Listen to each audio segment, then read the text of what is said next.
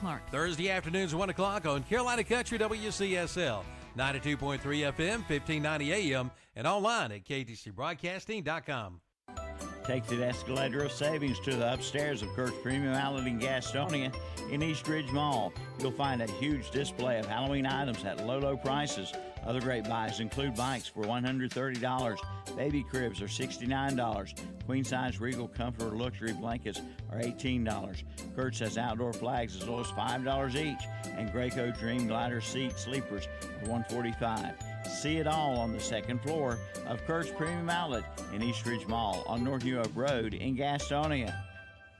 Hey, look, it's Gary Dellinger with Dellinger Electric. Gary, what's going on? Hey, Calvin, just stopped by to see how the new jingle was coming along. Well, as a matter of fact, we just finished it up. Want to hear it? Oh, I can't wait. Here we go. When it comes to your wiring, you don't want to monkey around. Call Dellinger Electric. They're the best electricians in town. Well, what do you think? I don't know. I mean, it doesn't even give her phone number. And monkey around? 704-435-0705. They're the best electricians in town. I don't have to pay for that, do I? Built upon a solid foundation of cast iron and steel, the Kubota L-Series is part of our under 100 horsepower tractor lineup rated #1 for reliability. They feature powerful Kubota diesel engines and easy operation. The durable Kubota L-Series. Talk to your local Kubota dealer today to schedule a demo. Go to KubotaUSA.com for full disclaimer. Your Kubota dealer is Parker Farm Service, located at 126 Bessie Drive on Oak Grove Road at the Highway 74 bypass in Kings Mountain. The new mass marketing maps are now available. Pick up your free map today at one of our area merchants, including the Grooming Lady on North Aspen Street in Lincoln, Remax Select on West Warren Streets in Shelby, at Wood Spring Suites on Sioux Lane in Shelby, at the Don Gibson Theater, South Washington Street in Shelby, at CPR Call Phone Repair on East Dixon Boulevard in Shelby, at Premier Window Tinting and Audio on North Lafayette Street in Shelby, at Lee Construction on Mulligan Road in Shelby, at Stunt Pros on Jones Road in Shelby, and at KTC Broadcasting on Highway 150 West in Cherryville. Get your free map today.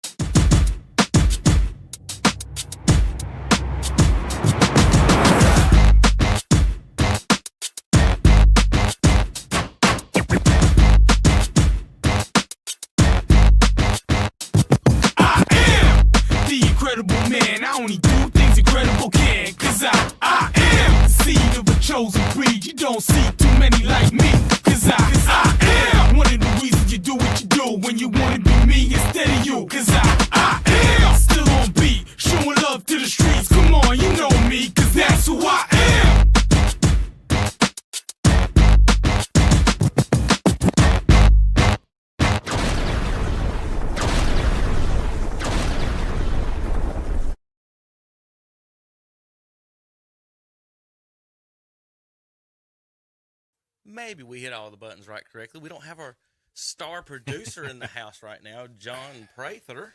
It's not like he's listening either to us complain about him not being here.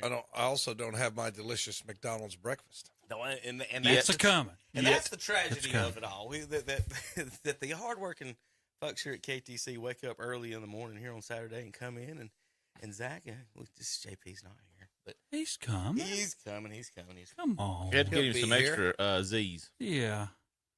He did work late night last night. Temperatures. Think of it. The temperature's changing, and when it's a little cooler, you just want to stay underneath the bed covers. It did feel good this morning. He did have a late night on Friday, like he normally does, and once it gets. But I'm fall glad time, y'all made it. I mean, well, yeah, we all made it. We didn't bring any biscuits over for you, Cherry. So I'm sorry about Sorry about that one, but good morning, everybody. Happy Saturday. Welcome to the Saturday Morning Sports Talk. We got high school football scores from last night. We've got NASCAR playoffs right in the middle of it. Baseball's winding down. We've got NCAA football. We've got 2 segments of bad picks today because we were so awful last weekend. We've got NCAA and NFL bad picks and fun tweets and more this week. But we'll let start for the folks that weren't up late last night and didn't catch all the final scores. I'll let Tom and Terry and Zach read these out for the folks at home. We'll go left, right. Zach, Terry, middle, Tom, right. So Zach, you'll go left side. All right, let's start off with Burns Bulldogs over Highland Tech Rams, 74-0. Bishop City Yellow Jackets, 54-20 over Thomas Jefferson Griffins. Shelby Golden Lions, 56-0 over Cherryville Ironmen. Crest Chargers, 68-20 over Ashbrook Green Wave. Hickory Red Tornadoes, 48-29 over East Lincoln Mustangs. Kings Mountain Mountaineers, 41-0 over Hunter Huss Huskies. Christ the King defeats Carver Yellow Jackets, 32-8. Corvian Community Cardinals, 48-14 over Winston-Salem Prep Phoenix. Pine Lake Prep Pride, 8-0 over Mountain Island Raptors. Community School of Davison, 57-0 over Bishop McGinnis Villains. Starmount, 42-0 over Allegheny. And South Stokes Saurus, 19-16 over Elkin. You know, the game that you mentioned there, Pine Lake Prep and Mountain Island, didn't Mountain Island just move up to number 1? In what, the 1As? Yeah. Oh, I have no idea. That's what I was thinking. What the folks vote on. But darn, 8-0. They showed the highlights of that. It took like about 30 seconds. Now, don't forget, Pine Lake Prep's a 2A now. That they're not. I know, okay. but it's still they're no longer a 1A school. Okay. It was Chase defeating Freedom last night, 23-20. It was Polk County over Patton, 32-0. Hendersonville defeats R.S. Central, 28-6. It was Brevard, 63. East Rutherford, 15. That pass. Well, just what? Read the scores. Okay. West Lincoln defeats Bandy's 36-28. It was Maiden 36, East Burke 22. It was Newton Conover 47, West Caldwell 14. Bunker Hill defeats Lincoln in 45-37, and a great game there. Avery County over Rosman 7-0. AC Reynolds 50, North Buncombe 0. Drawn 38-0 over Owen, and Mitchell defeats Madison 29-9. That drone team's pretty good, isn't it? I know. They're So I told my wife on the way home, I decent. said, man, they must have a pretty decent team this year. Yeah. All right, it's South Point crushes Stuart Kramer 48-0. Has Stuart ever beaten South Point? No. I didn't think so. North Gaston defeats Forest View 26-20. It's a good win for those. West Iredale nips St. Stephen's 42-41. Tom, that's the first home conference victory for North Gaston since 2015. It's what been a Jeff while. Miller told us last night. I think 2019 was the last away one. So good for them and good for their program. North Iredale defeats Ford 33-0. Statesville over North Lincoln 18-14. Watauga big over North Davidson 56-14. Sun Valley blanks Alexander Central 48-0. Cuthbertson blanks South Caldwell 42-0. Oak Grove over High Brighton 56-13. It was a bad day for Lenore. Yeah. It just got 56-13. Didn't expect that. Franklin over East Henderson 24-8. West Henderson defeats North Henderson 54-16. And Pisgah over Smoky Mountain 19-7. I'm just surprised that South Caldwell, I thought, had a pretty good little season going. Well, they did until they had to play Bandy's last week. And who was that? Who was that team? Around. I couldn't see who it was. Cavaliers. What was that? It was both South Caldwell and High Brighton. It was a bad day for Caldwell County. I mean, it's just I'm a little surprised by that, but good. You know, once again for North Gaston, glad to see them get a win at home in a conference game. It has been a while for them. All right, real quick, I do have the Power Poll updated, but I don't have the artwork and stuff done like that. It takes about an hour's worth of work, but I'm not coming here early to do that for you, Tom, and make it pretty. So I'm just going to tell you what it is on Saturday morning. We don't really want to know what it is. Number 15, Community School of Davidson with 4 power points at 4-1. Number 14, Statesville. Number 14, South Point with 5 power points at 3-1 on the season. Let's see if I got these right now. Now number 13 is Statesville at 2-2 with 6 power points, tied with Brevard and Burns with 6 apiece. Brevard is 12 and Burns 11. Number 10, fallen last night from number 4 down to 10, the East Lincoln Mustangs, 7 power points, now 3-1 on the season. Number 9, the Maiden Blue Devils. They stay in the exact same spot, but they now have 8 power points, 3-1. They lose a 3-way tie with Bandies at number 8, who fell from 2 to 8 with a loss to West Lincoln. West Iredale improves to 4-0 on the season. Congratulations to the Warriors on their good start this year. They're at 8 power points right now in the season at number 7. Number 6 in the power poll, losing the tiebreaker to the Bunker Hill Bears at number 5 is the West Lincoln Rebels. So Rebels are at 6. They move up from 8. Bunker Hill moves up from 7 to 5.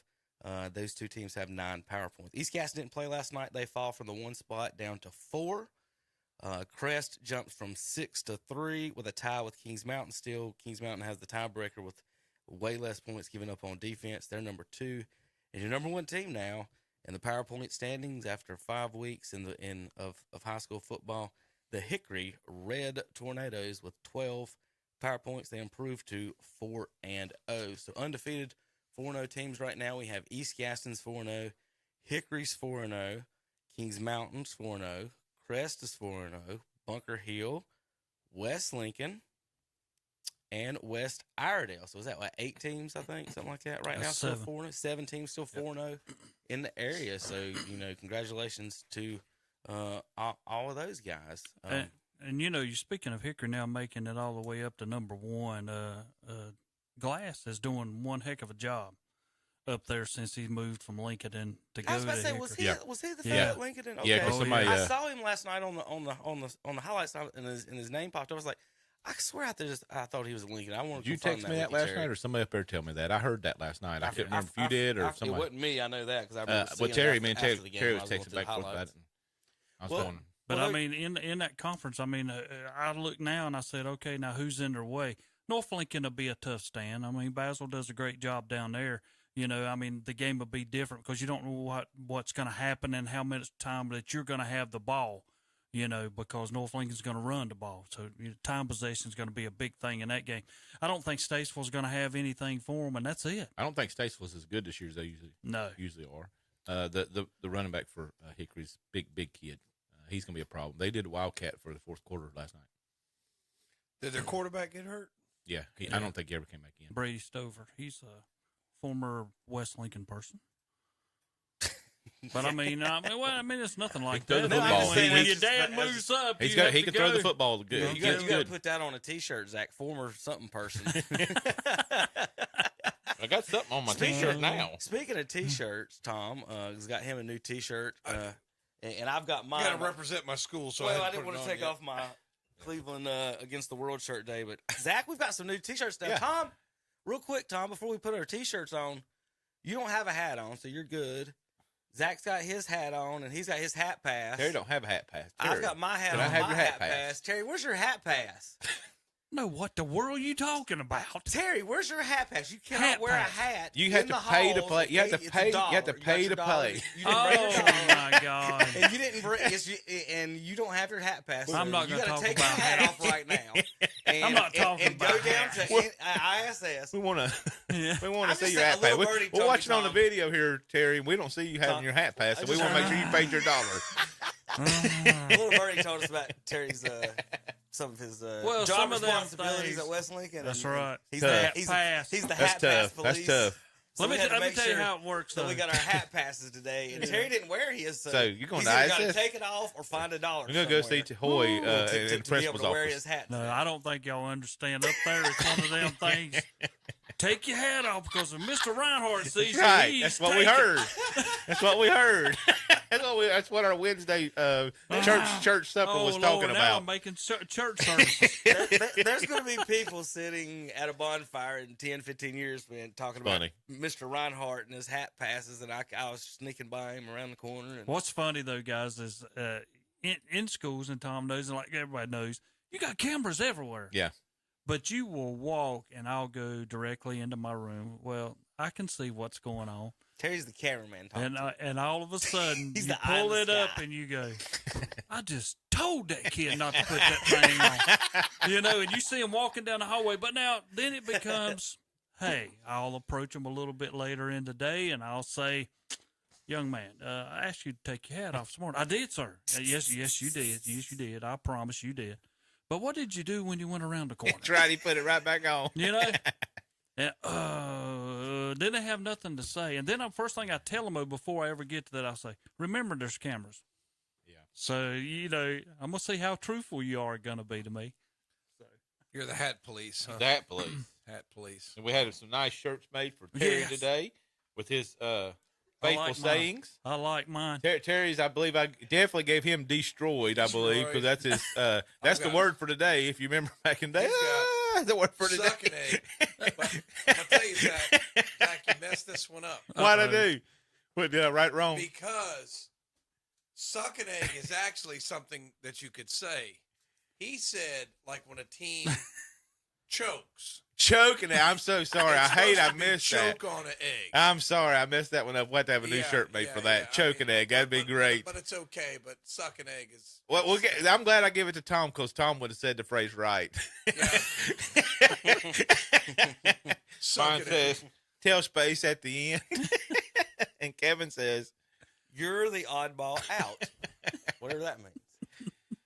That's what we say every time he brings it up. So we got some Terry Reinhardt shirts here. You can buy those online for $19.99.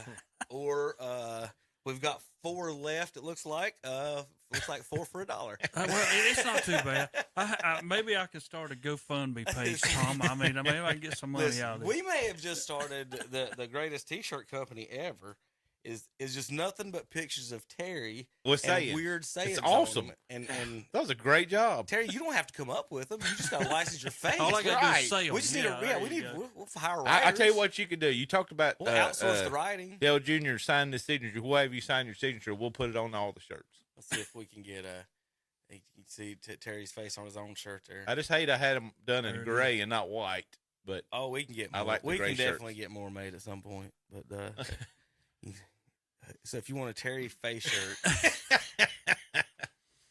it's awesome. And then Tom never pays no attention. He's too busy. I hate Tom. He's like students in school, man. Put your phone up. You're on the air. Here you go, Tom. Give me a second. Here you go, Terry. We got Tom. We got Tom's new shirts.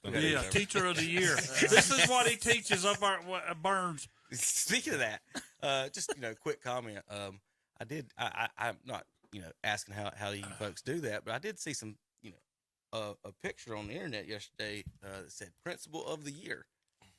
It's September. That's from last year. Okay, that's easy to clear up. But I just wanted to make sure. It's from last year because you get voted in last year, and then the next year is when you reign as. Okay. That's like sometimes in the senior superlatives, you vote, and you're like, well, how do you vote on the best athlete? We ain't even played yet this year. Yeah, I agree. Tom, can you get Principal of the Year 2 years in a row? Has that ever been done? Usually does not happen. That's what I thought. It usually does not happen. Usually they try to spread it out, but give the man some credit if he does it. It's kind of a conspiracy at most schools because it's like I'll nominate you and you nominate me, and we won't nominate Tom because we don't like him. Or your span, how many people's in there? So if you got 7, then every 8th year, maybe 7th year, you're going to get one. Well, unless you change jobs. So if you really want the trophy, you got to hold on to that job for 2 more years, Terry, and get that. Now, I have seen where bus drivers, so I've seen some bus drivers get it for 6 or 7 years in a row. That's because there's a rather limited supply of bus drivers. Well, they are. They try to get me, this is where North Carolina, you can just tell they're just dumb. If I have one kid in the driver's ed car, it's $20 an hour. Mm-hmm. If I have 50 children on a school bus, it's $15 an hour. That's North Carolina education in a nutshell right there. Why can't we find bus drivers? Tom, what are you doing? Trying to get yourself deducted? No. I mean, come on, buddy. I'm just saying it's a fact. I hope Elon Musk didn't hear that. That's what I'm saying. Don't hurt yourself here. All Place you North off. Carolina public educate. It's all on file. You can find out what anybody makes in the state of North Carolina. It's all public record. It's tax money. Yeah. But they're stupid. There's really stupid, and then there's North Carolina. Well, I mean, our college institutions don't do any better of a job counting or any of that, or which directions. Well, they're we in have or a any prestigious of that. university that gives out fake degrees to basketball They players. do. That is very true. I mean, it's just one of those things. It's like I had to mention that this past week, Tom, to an individual. He's a Carolina man. And then when we started talking, I said, don't be talking too much about what you're about because y'all give out fake degrees. yeah. I mean, you say what you want about Ohio State, we might give out free tattoos, but not fake degrees. Allegedly. Allegedly. I was like, that hasn't been proved yet, Tom. I don't know about Allegedly. And a lot of things that went on over. Ask McCants. He'll tell you about it all in his book. We'll talk about him later. He about got in a fight on a podcast the other day with Patrick Beverly, and Beverly was talking junk. And Beverly didn't really want that smoke. I would just put it that way. McCants is blown. You thought he was big while he was playing basketball. He is swole right now. He looks like a defensive end or something. Big old boy. But no, we are talking about Beverly. Yeah, well, Beverly's a little fella. I know, but Beverly's gonna. He understands the game of defense. We're talking about fight. He's a Chihuahua compared. He's the pit bull we're going to get. Hey, you got to watch them little ones.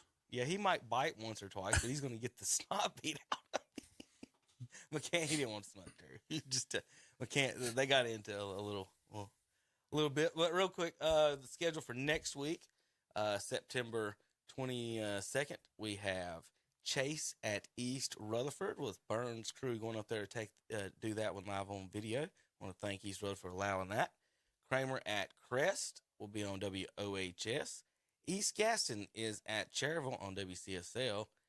Brevard is at RS Central. And Statesville will be East Lincoln will be the Lincoln County game of the week. And so we'll have East Lincoln again this week. That's an old schedule there. So this is Bunker Hill Lincoln. So last night we actually had East at Hickory. So Brevard, like I said, RS Central on Wakes. We got 2 Rutherford County games next week. Is Shelby off? I think they may be off next week. And then East Gaston at Cherryville. Yeah, I'm pretty sure Shelby is off next week, Kevin. Pretty sure. You guys and Shelby both next week, maybe? Was it? I'm not pulling it up. I was just curious, but it ain't that big a deal. All right. Can I throw something out there right quick? Well, no. Well, our phones are ringing, and I want to holler if Coach Pruitt is listening to us. It's on account of JP is not here, and we can't just jump up and run in there and grab it. Our employee's not in here at this moment. I just want him to know that. We're just sitting here hungry. That's the key thing.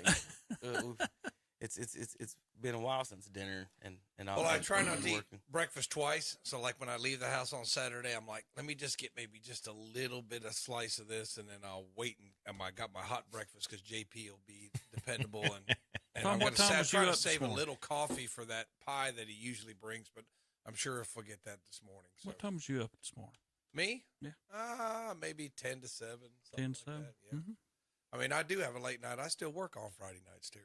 I mean, I was giving Kevin and Emma, I was listening to y'all same stuff. I mean, so I don't want to hear what you was doing. Choking egg, Tom. Choking egg. Choking egg.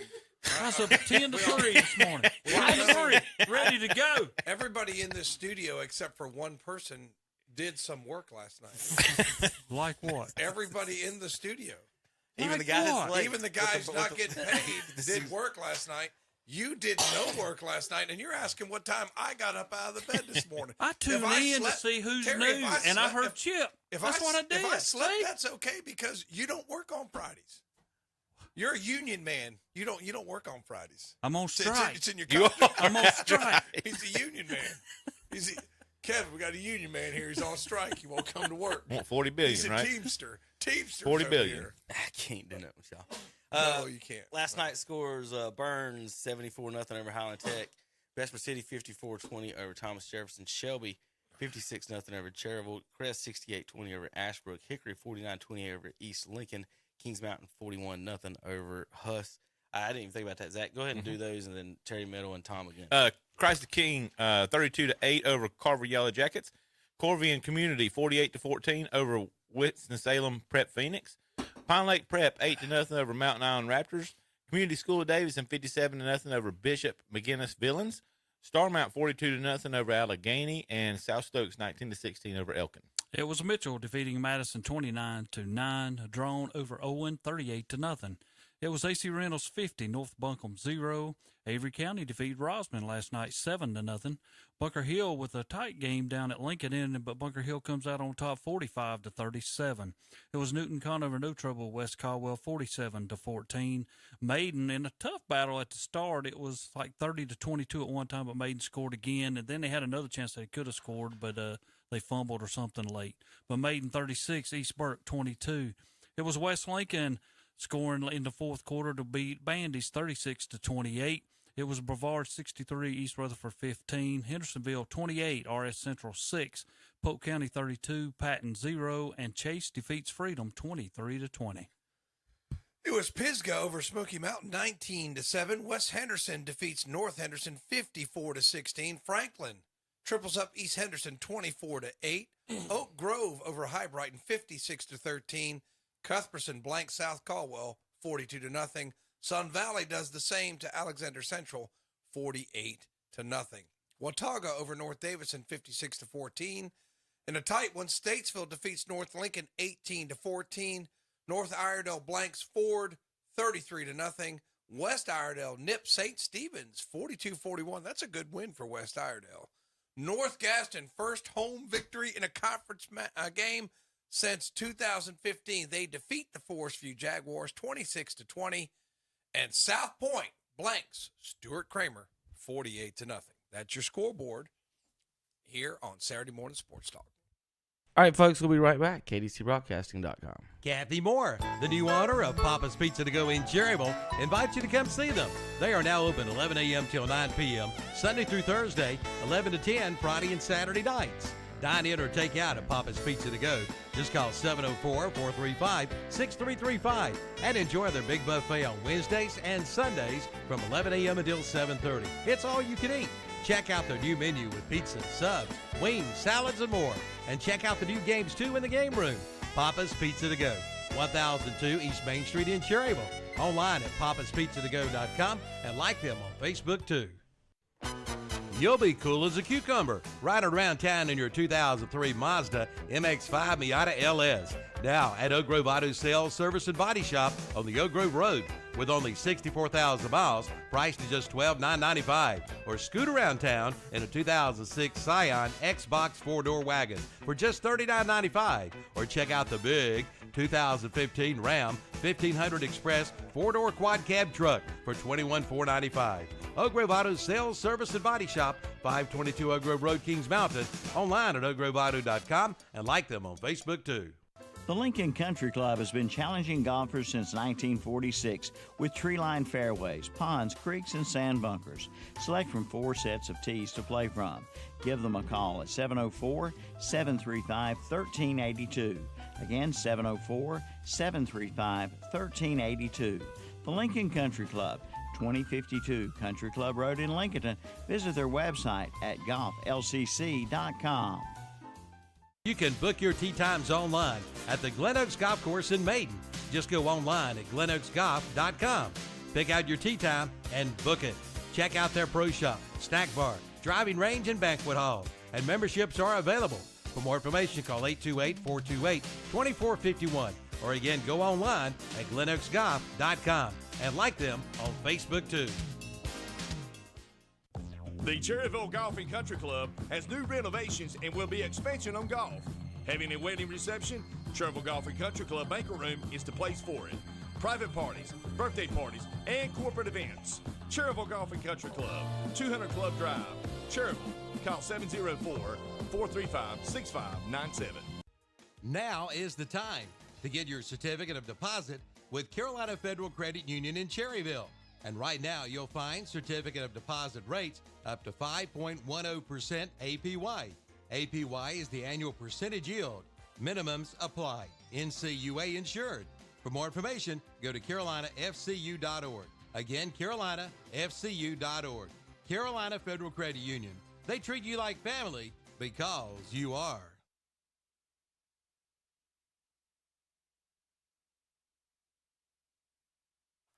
Welcome back, Saturday Morning Sports Talk with Tom Sinofani. I'm Kevin Hastings, Zach Mayu, and Terry Reinhardt. We're going to talk a little NCAA football this morning as we start off here. Let's move forward, and I'll turn over to the guys for a few moments. We had a big weekend last weekend. I know the Dion has got it rolling in Boulder, and had some more news this week out of the Colorado State. I don't know if you guys saw some of the back and forth between him and the Colorado State coach. Oh, that's who they're playing this week? Yeah. Okay. Why would you poke that bear like that? You don't want to poke the bear. Well, I tell you, now it's personal. I mean, every game you go into now, it's like that. He could have just took his loss. How long does this and not say anything? It was a bad comment he made. You know, like I mean, he said Dion. He says what he was taught by his mother that when he talks to another grown man, he takes his sunglasses and hat off, referring to Dion even in like interviews. Yeah. And number one, I don't know if the guy's ever met Deion Sanders before. This is prime time. This ain't like, this ain't, some guy trying to work his way up and whatever. This is prime time. He's going to wear sunglasses. You lucky he don't walk out to shake your hand with a smoke machine behind him. Do you remember when he showed fireworks? Like that's what I don't get. It's prime time. This is Deion Sanders. This isn't Mac Brown. This isn't whoever, Nick Saban. It's prime time. And if you don't get that, I don't know who the guy is. Do you remember when he run the 40 at the combine when he flew in? He walked in, run the 40, and left at the combine. And he said to read the stories about that. Let's put this guy in perspective, though. He believes in himself. He believes in what he's teaching. He believes in his team. Mm-hmm. You're talking about a guy who lost 80-some players at Colorado, but he brought in 50-some of his own. Yeah. That from around wherever, and is he proving himself right now? He is, but how long can that go on before somebody finally gets him?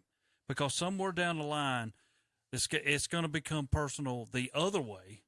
I mean, you can lead this so far. There's going to be a Woody Hayes moment. Yes. When Michigan, I think they beat Michigan like 50-0, and Woody went for 2, and they said, "Woody, you went for 2. You're up like 50-0. Why'd you go for 2?" Know what he said? Because I couldn't go for 3. Yeah. So I mean, I think someone's going to rub Deion's nose in it eventually, but I don't think Deion could. He'll be okay. I think he can take it. Yeah, I think my point of it is he'll be okay. My point of it is like Deion's not picking these fights. No, they're picking it with him. Like because they're just it mad. has nothing to do with these people. He's not even doing none anything. of them guys had 50-some guys transferred to their place. for lack of better words, he pisses people off. There's a lot of people that like him. Yeah. But there's a lot of people that don't. And Deion doesn't care whether you like him or not. He's going to do what he's going to do, and it's working. I mean, I don't care. The stadium's full. Oh, get college game day there every week. It's work, and like guys like Deion. Yeah, I can see. But the difference between Deion and a lot of guys like him is he can do it. He can. It ain't bragging if you can do it. It's and what is he it's doing? Like, Tom? It's like being mad at Muhammad Ali got hired to be the head, the promoter, and be like, he talks too much smack. Really? I mean, really? I mean, the Rock showed up this week in Boulder. But again, that's the thing. Deion has not talked any. He didn't start any of this smoke with anything. And the Colorado State guy, knowing he's going to get whipped anyway, comes out and is personal about it. Like, God, dude, just take your 50-0. He was probably going to put his subs in at some point.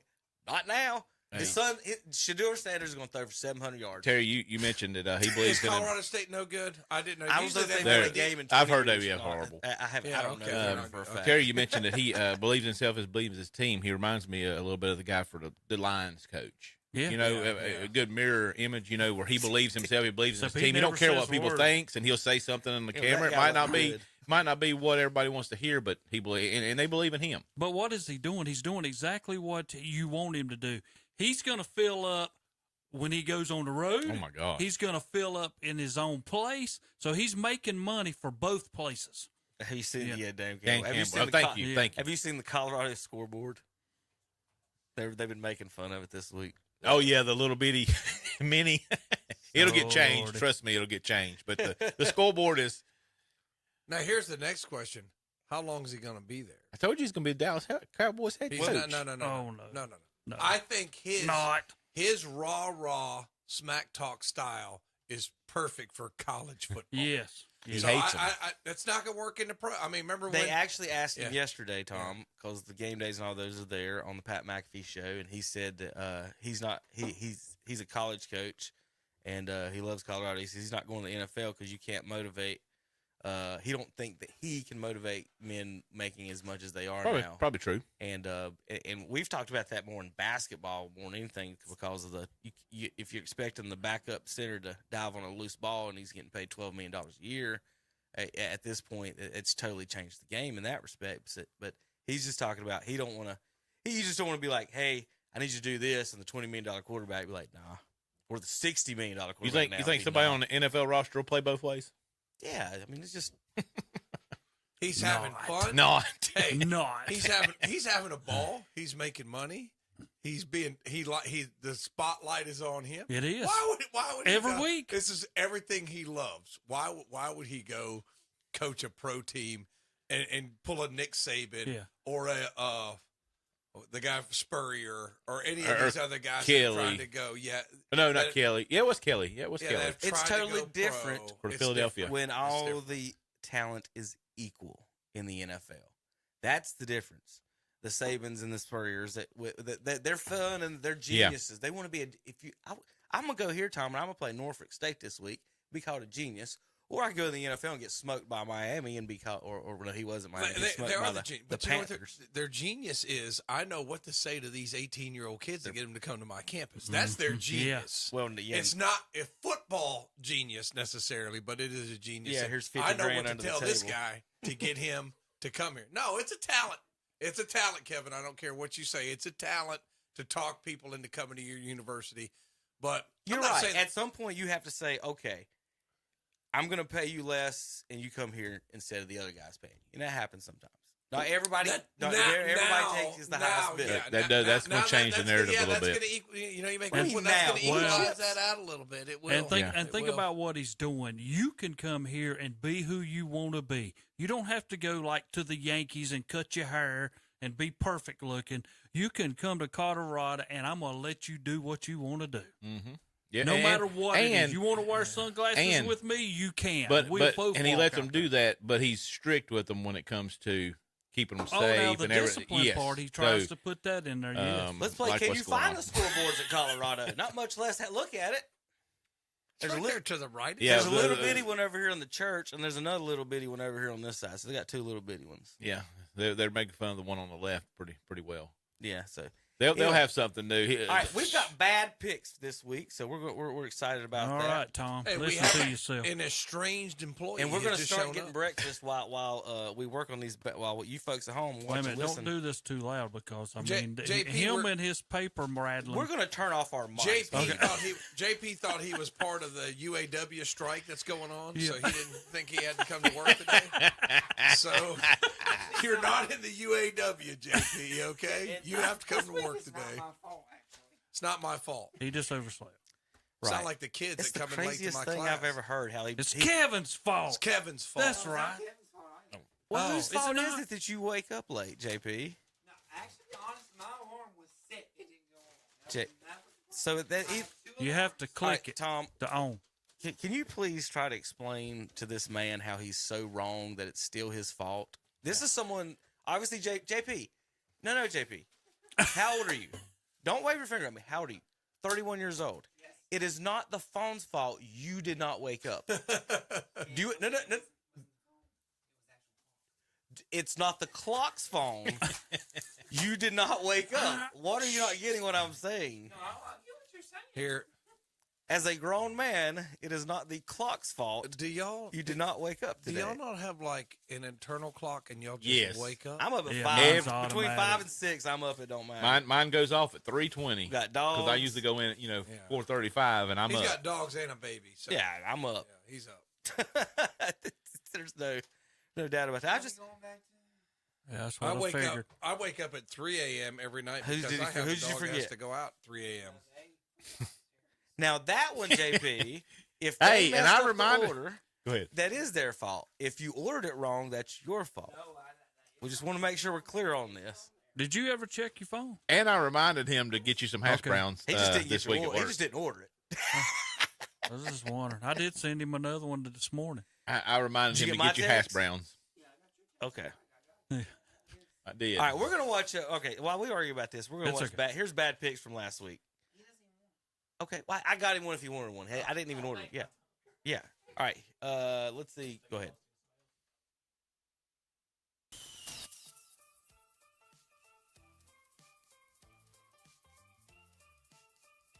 Bad picks. Who's that?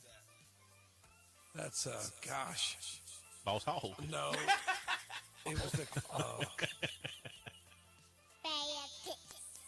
Yeah, I'm just saying. You don't want to pick the Carolina app game. You've been talking trash, Coach Pruitt. You got him in there. How many points going to beat him by? But now you don't want to pick. What's this, Zach? I got app. Zach Scott, Carolina. All right, Tom. You got app. I might have taken app. This is like picking state games. I'll take app. Everybody else takes the other team. After that attitude, I think I'll just take Appalachian State. North Carolina 40, Appalachian State 34. Bad, terrible pick. It's a local game. That's all. Okay, it's a local game. You've been running your mouth about it the whole We're show, gonna and then win. you scroll. He scrolled through it like it wasn't there. Did you see that? It's 19 He points scrolled spread. through it like it wasn't even there. Like, well, just keep All on right, next going. game we pick Big game. Youngstown State and Ohio State. Zach, who you got? These are the games Tom wanted to do. No, now you're getting stupid. No, What are you you're talking getting about? stupid. Bad picks. Virginia. Virginia. Tom. Harrisonburg. I'm going with James Madison. Harrisonburg. I'm Virginia. going with Virginia. James Madison 36, Virginia 45. Bad pick. UTEP. Wow, $3. There are more letters in UTEP than it costs to buy a ticket. $3. Northwestern 38, UTEP 7. Bad pick. I'm going Little Nicky. He's at home in his little. He likes his little home, his little cave there. Little Nicky. I'm also taking Alabama. Unfortunately, I am too.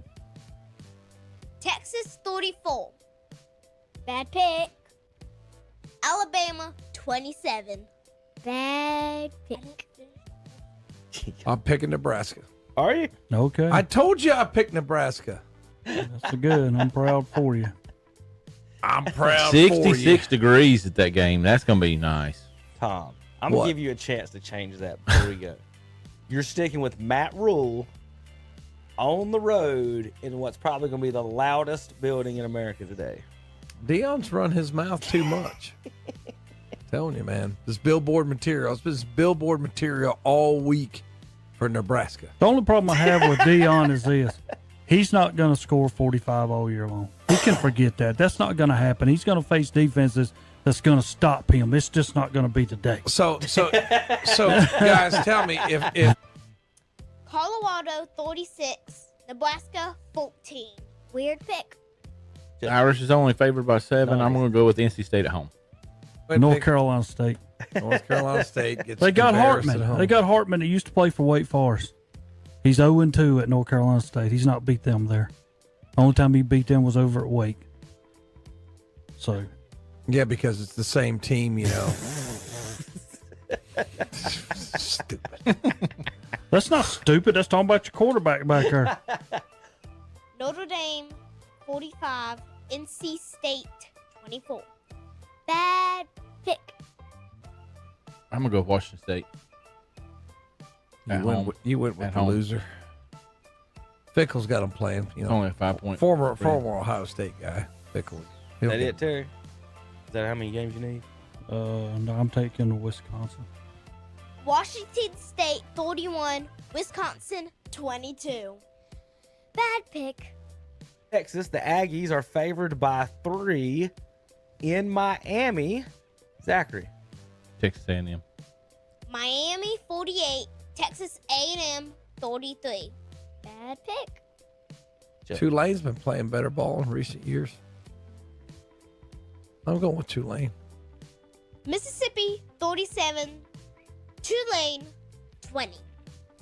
Bad, terrible pick. All right, who y'all got? I'm going with Iowa State. Iowa 20-13. Iowa State 13. Bad pick. Virginia Tech will be tough to beat there. I'm going to go with Virginia Tech. Zach? I'm going to go with Virginia Tech at home. Terry? Me also taking Virginia. Purdue 24, Virginia Tech 17.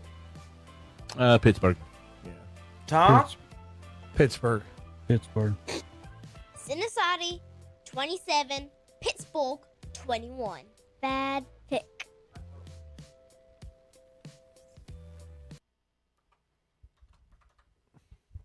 No, don't turn the computer off yet. Okay. You missed. Oh, we got to go back. Aggies are favored by 3. Missed the kids in. Sorry. Tough to. God. 24, Virginia Tech Sorry. 21. Right here. Sorry, I got Bad it. pick. Remember when she's little, right, Tom? Yes, I do. No, I'm saying that's No, got Yeah. remember when. I was thinking about that. Now she's got attitude if I was Yeah. a bad pick. I so know. Y'all got to deal with that now. You know, bring her in You here deal and with that make what her I'm make a dealing with pick. now. It's early yet. It's early in the season. Things are shaking out a little bit. I can't believe Luke Fickle went up there and got beat by this. The Washington State swept that home and away. Beat them They did. last And year, too. Pittsburgh, with Pittsburgh getting, Pittsburgh had a good football team last year. Yeah, Cincinnati goes in there and beats them. Cincinnati had a new coach, so I figured, Pittsburgh should beat them, but didn't work there either. So, college football is a little unpredictable early in the year. Of course, my worst pick was Nebraska. I will admit that. It was bad, Tom.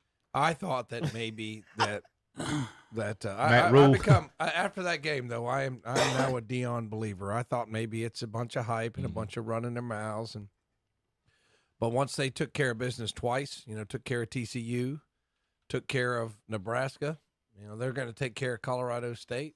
I mean, when are you going to start like little whispers of can they run the table? They've got some two tough games coming up by like 5 and 6. I think they got Oregon. That should be a pretty tough game. They got to play Utah.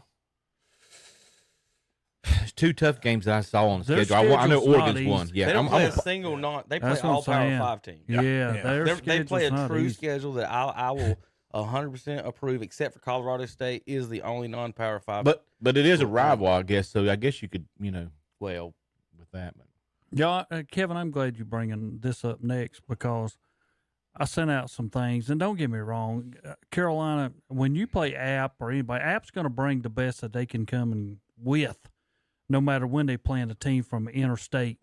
But last week, Appalachian gave Carolina all they wanted. They Carolina could not stop the run. I mean, what that one dude from them had, 200 and some yards rushing? Appalachian State couldn't stop the run either. Well, neither one of them could, but you're talking about Appalachian. But it's took the only thing I'm getting at, this is for, I don't mean to be in a bad way, but Mac Brown, it took everything that he could take last year to beat them, having to score 50-some points or 60-some points to beat App up at App. And then this year, it took everything they could do. This is the first time that Carolina's ever won a double overtime game in the history of them. They were 0-4, now they 1-4 after this victory. But the thing that really got me was afterwards when I'm listening to the Carolina announcers and one guy comes on there and says, "Take yourself back up the mountain where you belong," and stuff like that. I'm like, okay, you just beat App. I mean, don't get me wrong. I know App does give a lot of people a lot of trouble. You're supposed to beat them. Yeah, you're supposed to beat them. with a Heisman hopeful on your Yeah, team. but I don't think he's nowhere near a Heisman. Kevin, hopeful that's right not now. pass interference. he tackled him on the 4-yard line. Kevin, how can you tackle without your arms?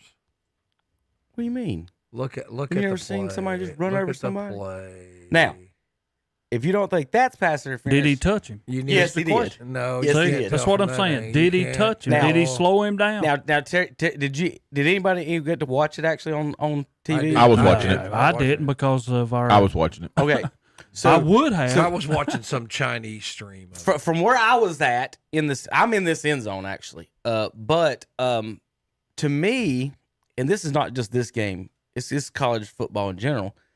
Does anybody have a clue what pass interference is? Like, there was numerous plays in this game both ways where the defenders just ran into the guys, and there was no call. And then you had a little ticky-tack call, and they throw it, and you're just like, okay, so if we're going to call that. And then they didn't call this one after they just called it on the app a few minutes earlier.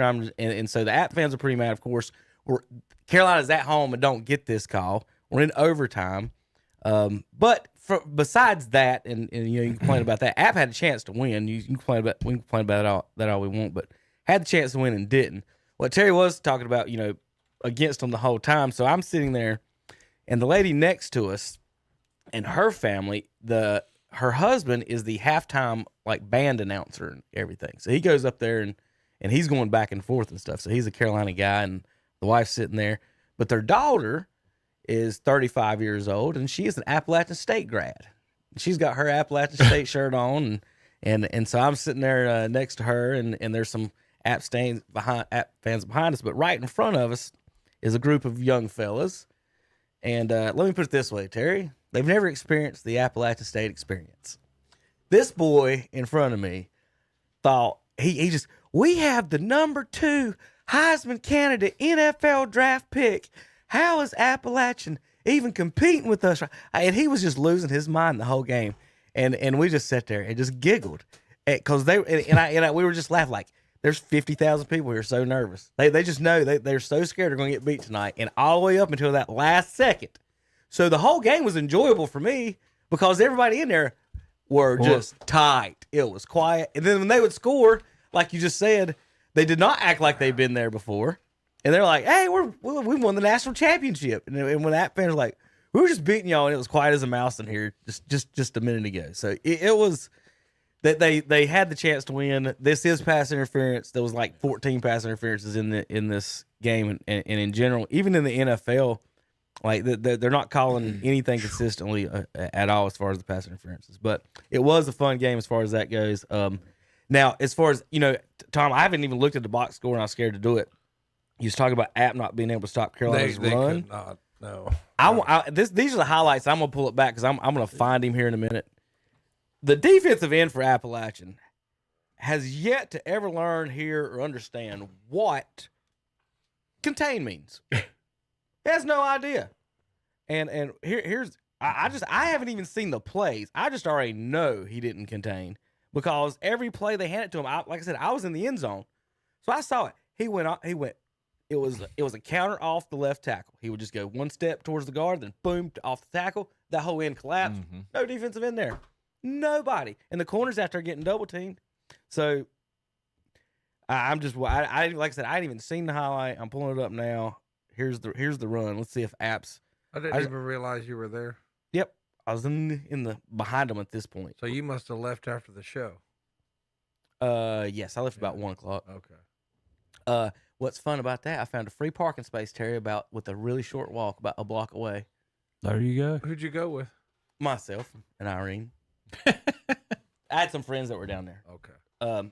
But I pulled it. I knew there was a lot in this area. Well, I pull in there, and there's nobody at this lot, and there's a bunch of empty spaces there, and there's some dirt and gravel in the front of the lot. Well, I just pull in, and I look around. There's 4 cars in here, and I park, and I'm like, all right, I know I'm getting towed. This ain't going to be right, whatever it is. So I go over to the little machine, and I type in the stuff, and it says not working on weekends. So I guess it's free parking not on weekends. Well, I start walking out. When I get there, now there's a girl standing at the entrance wearing an orange jumpsuit, and she's stopping cars coming in asking for their passes. So I watch a couple go by, and I'm like, all right, I don't want to get towed here. I got to figure out what's going on. So after a few went me in, I walked up to her and I said, so excuse me, can I got a friend looking for a parking space? Can we park here? Pay to park here? And she goes, yeah, but you got to do it prior hand. I'm just checking the app to see who's paid when they're just showing me on hand. I said, so are you responsible? So anybody comes in here, you're checking everybody, and that's the only way. I said, there's no hang tags or stickers or anything like that, is there? She's like, no, it's prepaid on the app. She turned around and pointed at the gravel and says, it had the arms that came down. She goes, the machine broke. Somebody ran over it last week, so I'm supposed to stand here and watch. And so to me, she didn't have a clue what was going on because I was like, so are you towing people here in a little bit? She goes, I'm not the one responsible for that. So I was like, all right. left it sitting there, come back. All the 4 or 5 cars that were still in that parking lot still there, and all the other parking spots empty. She didn't let anybody else in there. But I got like a block away from the stadium. How about that? Telling my secret today. So if well, it's not the so point what of you're that. saying is, some guy that paid for a spot, you took it. No, there was 50 spots there. I paid for. Okay. Tom, come on. Kevin wouldn't do that. Tom wouldn't park in an empty spot. Yeah. Some guy said, I paid for this spot. Sorry. He said, no I did more not take you. There were plenty of open spots. This is not like going to the beach when you parked the wrong way. No. You know? You ain't realized everybody's parking one way, but you parked the poor other soul way. was Then on they his come side. out there and tow your car. Got me a prime parking spot. What do you mean it's full? Oh, he tried to set the end. He did. He just went way high and let the running back just go right by him on this. This was every play. They went out right here off this tackle on all these scores. I'll show it one more time. What's the number of the defensive end? The one that's not nowhere near. The one that's way up here. 26. Yeah, okay. And here's the guy running right where he was just standing about a half a second ago. And like I said, all their touchdowns right there. Left tackle. And he ain't even touched. Neither one of them could stop either one of them. And we had 2 guys over there. Back So and I don't even know forth what they were whole doing. Well, I really wondered at the end of the Where's the first one. I linebacker? thought App would have maybe thought about going for 2 on the road. Yeah. I really thought about that, but they didn't. Well, and here's the thing. Carolina's kicker missed the kick, so all the App fans we didn't want him to go for 2. We're going, kick it. Kick it. We wanted him to not go for 2 because we didn't think they could stop us running the ball. We were just going to, stay in. We'll outkick them at some point, and then they said you got to go for 2. I'm like, well, we can't stop the runs, and this ain't good for us. Yep. And when they went for 2, I was like, oh, this ain't good. They had a better chance to win with the kicking because their kicker was awful. Speaking of awful rules, and I didn't know it until now. I guess you guys know it. Fair catching on the kickoffs and getting the ball on the 25-yard line. What in, Tar Heel Nation is that? And Carolina did it every time. App's kicker would kick it down to the 5. I'm scared. I'm a little wimpy. I got helmets on and pads, but I ain't going to. And he fair caught. And I was like, I laughed the first time it happened. Carolina I was like, has the that fool just fair athletes caught that can take it all the way. Right. I was like, that fool just fair put it caught on on the 25. 4-yard line. And they come out and give it to him on the 25. I'm like, all I'd right, say give it to safety him is on not the that more. Give it to him on the 20. How about no fair catch on a kickoff? Yeah, if it's not in the end zone. It's safety. Or on the 5-yard line. Because you got how about this? You can fair catch. If you're so scared to get hit, you fair catch, you get the ball where you fair catch. Yeah, that's why I see, because you can't punish the punter if for I'm a good scared, kick. I won't catch it on the 5, but the kicker kicked a perfect kick. Excuse me, It kicker. I'm cost him. sorry. So the returner had a couple other choices. He could have let it bounce. And go But out of think of bounds. it. I mean, really, that guy's doing what he's doing. He's making it where you have got to return it. Yeah. And it's on inside. Then you And put now up we make your up a hand. new I'll rule. say this. We'll just give it to you at 25. People are paying good money. Some people actually even pay to park. But and they want to come and see a kickoff return. That's taken out of the game. That was one of the most exciting things in the game. Oh, I yeah. will say that. I will. And game changers. And when you set up your wedge, I mean, the blocks that were coming out of some of that, I mean, I understood all of that because some guys were being decapitated. But, I mean, when they'd set up the wedge for you to come around the side. Now the wedge and the wedge busting and stuff. I admit playing it is dangerous. Is a little dangerous, and I mean, you should know what's getting ready to happen. Well, Terry, I agree with you. When you're in the electric chair, you should know. Ronnie Lott was running around in the 80s torpedoing people. You know what's going to happen, right? We'll turn the switch on. It's going to fry your brain. You okay? You okay elected to do this. Chip's been working on the Colorado schedule. Yep. I saw you got Yep, it yep, too. yep, we did. They do have to play Oregon away. Oregon's 13th. They have USC at home. They're number 5. UCLA's number 24. They have to play them. Oregon State, much improved. They 16. They get them at home. Washington State now ranked 23rd. They have to go on the road in Utah. A lot of ranked teams in the Pac-12, which is getting ready to disintegrate. But you know it's going to be a tougher go of it. The Pac-12's got the best record in the country right now. They're the only one with a winning record against the other team. If he runs the table on that, there will be no argument. He should to put him number 1. So Terry, I got a couple of things. No for you. argument. Have you seen what Mac Brown has said after the game? No, I have not. I was so mad after I heard the announcers. I was like, God. I mean, I understand you're supposed, like Tom said, you're supposed to win, not just there. after you beat them and tell them, "Oh, y'all get yourself back up the mountain." I mean, I'm like, So the radio guy said that? yes. Oh, Here's the radio guy said Here's some Mac Brown comments after the game. It's a great thing for the state of North Carolina to have these games, and I encourage NC State and East Carolina to play them. We're doing that. That's already been scheduled. Right. And then we play East this week. I mean, come on. What is he talking about? He just never looked at the schedule. Here's the rest of his comments. All the pressure now, everyone, please, Tom, if you'll pass some napkins and tissue around for the guys as we shed a tear for Mac Brown's program here. All of the pressure is on our kids, he said. There's no pressure on App State because nobody thinks they're going to win the game. F you, Mac Brown. But all the pressure's on us, and unless we win, we're awful. It just kills you. So I've had enough. I'll enjoy my house in Linville and congratulating all the App State players and coaches, but I think we're through. Playing them? Yeah. Yeah, I guarantee they are. That's his After comments. he said State and East need to play him, but we don't need to anymore. Correct. Okay. So I mean, last year he come running off the field after they scored in the overtime to beat them. You remember? Had his hands up. We just mentioned earlier about Spurs and Saban going to the pros. Nobody's more fraud to me than college coaches. They are just complete frauds. You look at these schedules, and now Mac Brown's he's too. Not only is he too scared to play another Group of 5, Tom. Now he don't want to play the App State. Now he wants to go below them. We got to get Gardner Webb on the schedule. Or we're not going to survive. We can't be playing these guys. Who did App beat like 3 weeks? Like we could play them. That too scared to play App. He just admitted it. Glad we ran him off the mountain whenever we did 40 years ago. I mean, just I cannot believe I did not see that, and I wish I'd saw that. Yeah, he'd say, yeah. You're talking about we're done with them. what he he does don't with want their nothing to saying. do with us anymore. I love Well, it. he's done with the NCAA too, so Yeah, he's mad about the NCAA about that.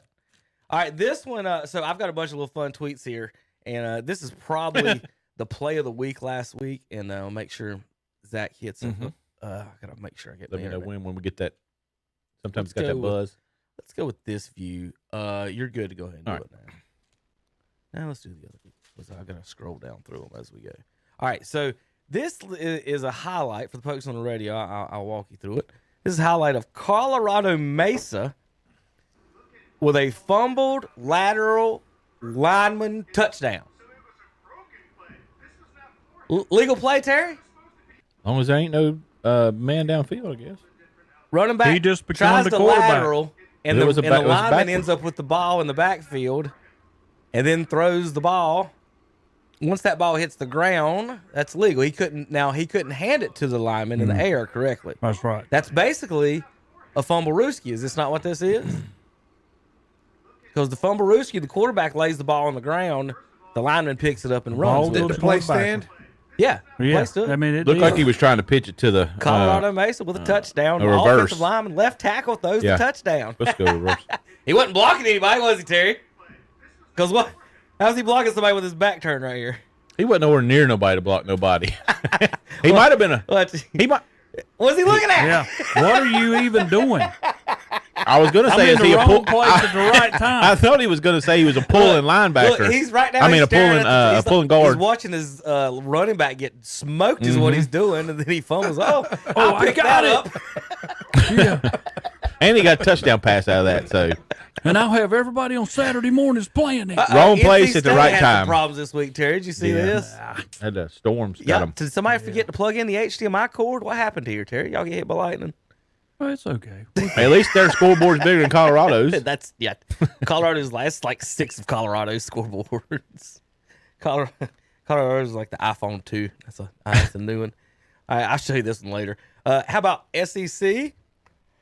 1-6 against Power 5 opponents this season. Alabama lost to Texas, Florida, Utah, Vandy to Wake, South Carolina, Carolina, LSU to FSU, Florida State, Texas A&M to Miami. The lone win, Tennessee.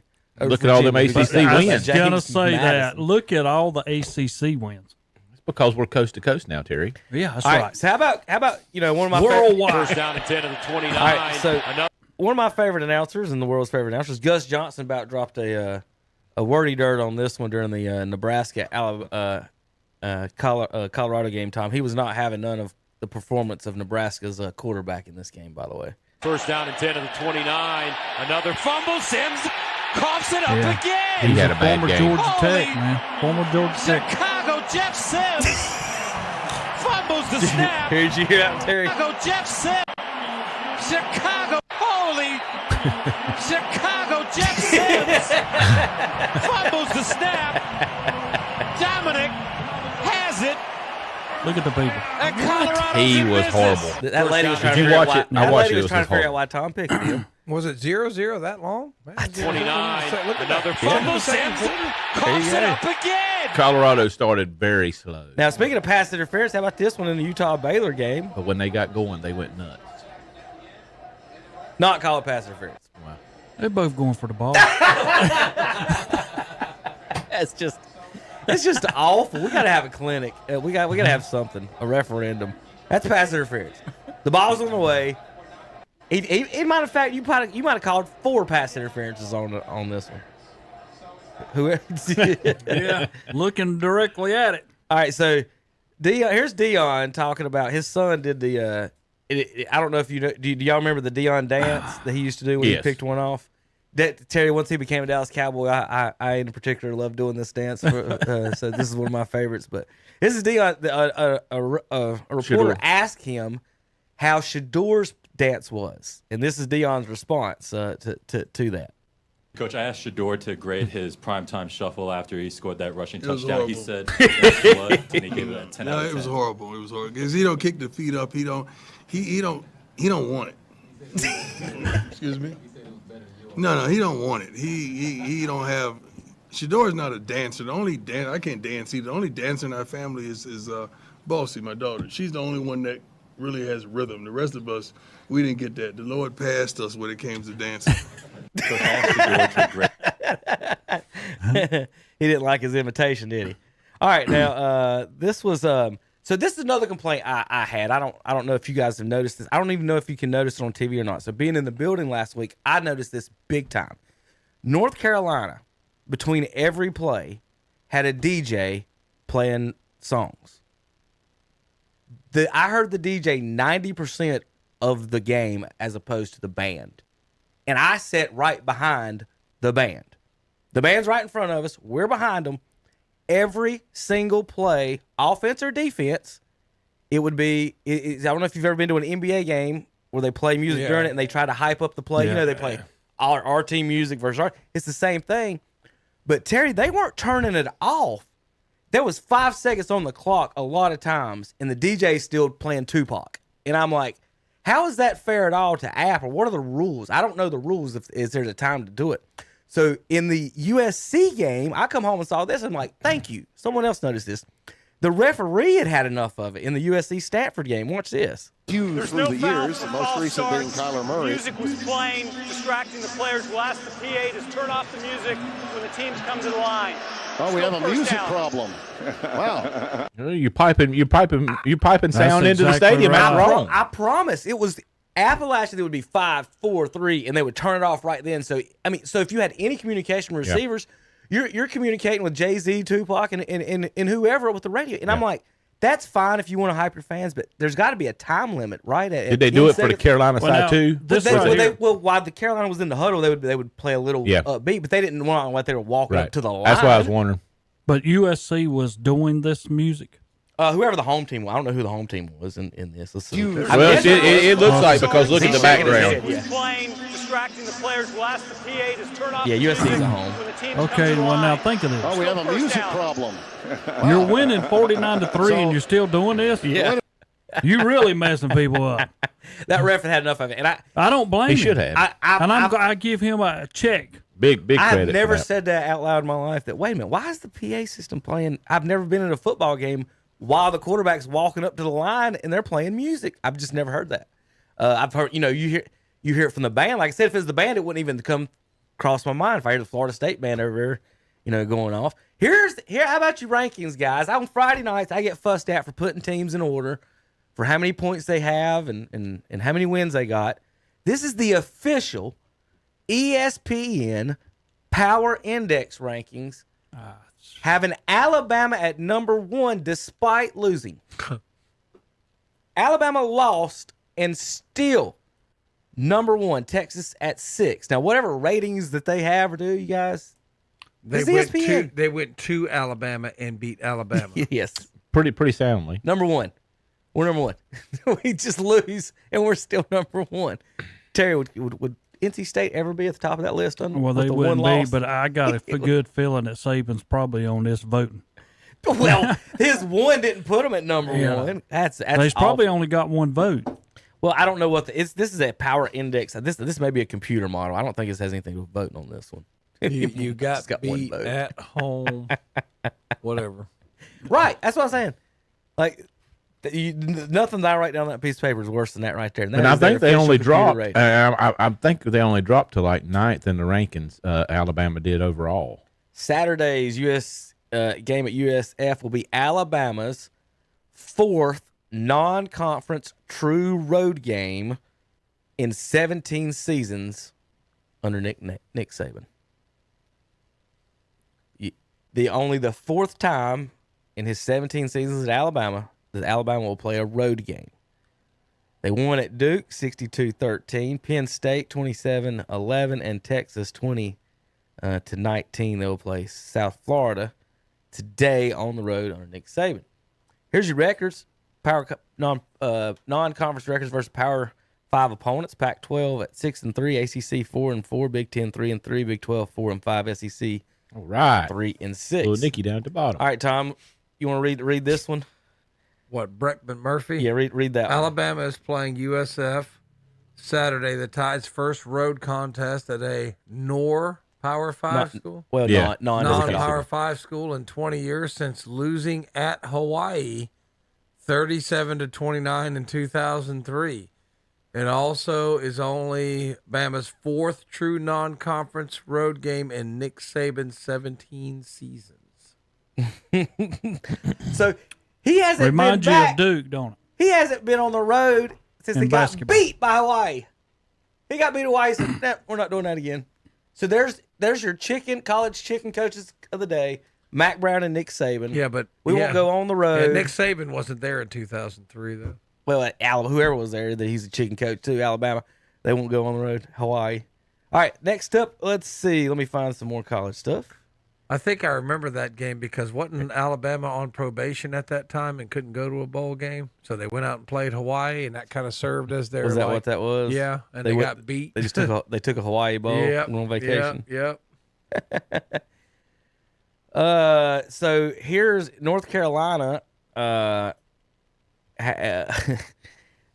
getting into it with the NCAA over this wide receiver situation. The NCAA comes out with a statement and says they're aware of violent and possibly criminal threats recently directed at committee members involved in regulatory decisions regarding transfer waivers, talking about the University of North Carolina. So they're basically saying there's some folks at North Carolina making some threatening comments towards them about their decisions and their wide receiver eligibility situation. I don't know exactly anything about that, so I can't really comment on that. All right, how about some SEC comments? And here's another coach being a coach. So listen to what Tonka Hemingway says, a player for a defensive lineman for South Carolina, and see if you find anything wrong with it, and then try to figure out why the coach of the national champion is calling out this defensive lineman by his name for these comments.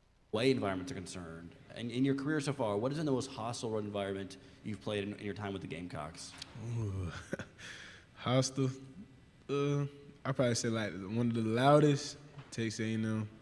Texas A&M a good one. Tennessee can get pretty loud too as well. So between them two. People want to question whether our fans are elite. We'll find out Saturday, right? Sounds like Tonka called them out. So maybe we need to use Tonka for motivation and let him be the one that spurns our group to come out there at 3:30 and be really loud and fired up. So I certainly hope our fan base will be there. They've answered the bell every single time. I don't know why they wouldn't now. Did Tonka call out his fan base? No. A random reporter asked him, "Where have you played that it's loud?" And he answered in a great, fantastic way. Look, I'm gonna tell. And the coach for Georgia. Let me tell you about SEC fans. I put on something just week 1, Tennessee Martin, and whether they played, I said, way to step up to the plate. This was fighting words. Whoa, what about Ohio? It's like, nobody talked about Ohio State. I'm talking about how this SEC elite, we can destroy anybody. Why are you playing Tennessee Martin? Why you play? I can't remember who. Middle Tennessee. Why y'all playing them if y'all are so elite and we could just? But I'm telling you, it was just like, and then they get their feelings hurt. Well, I think got defriended. Probably did. Well, it's just so ridiculous. The coach here starts off with people and then calls his name out. It's just so ridiculous. I mean, the way these guys get their feelings hurt.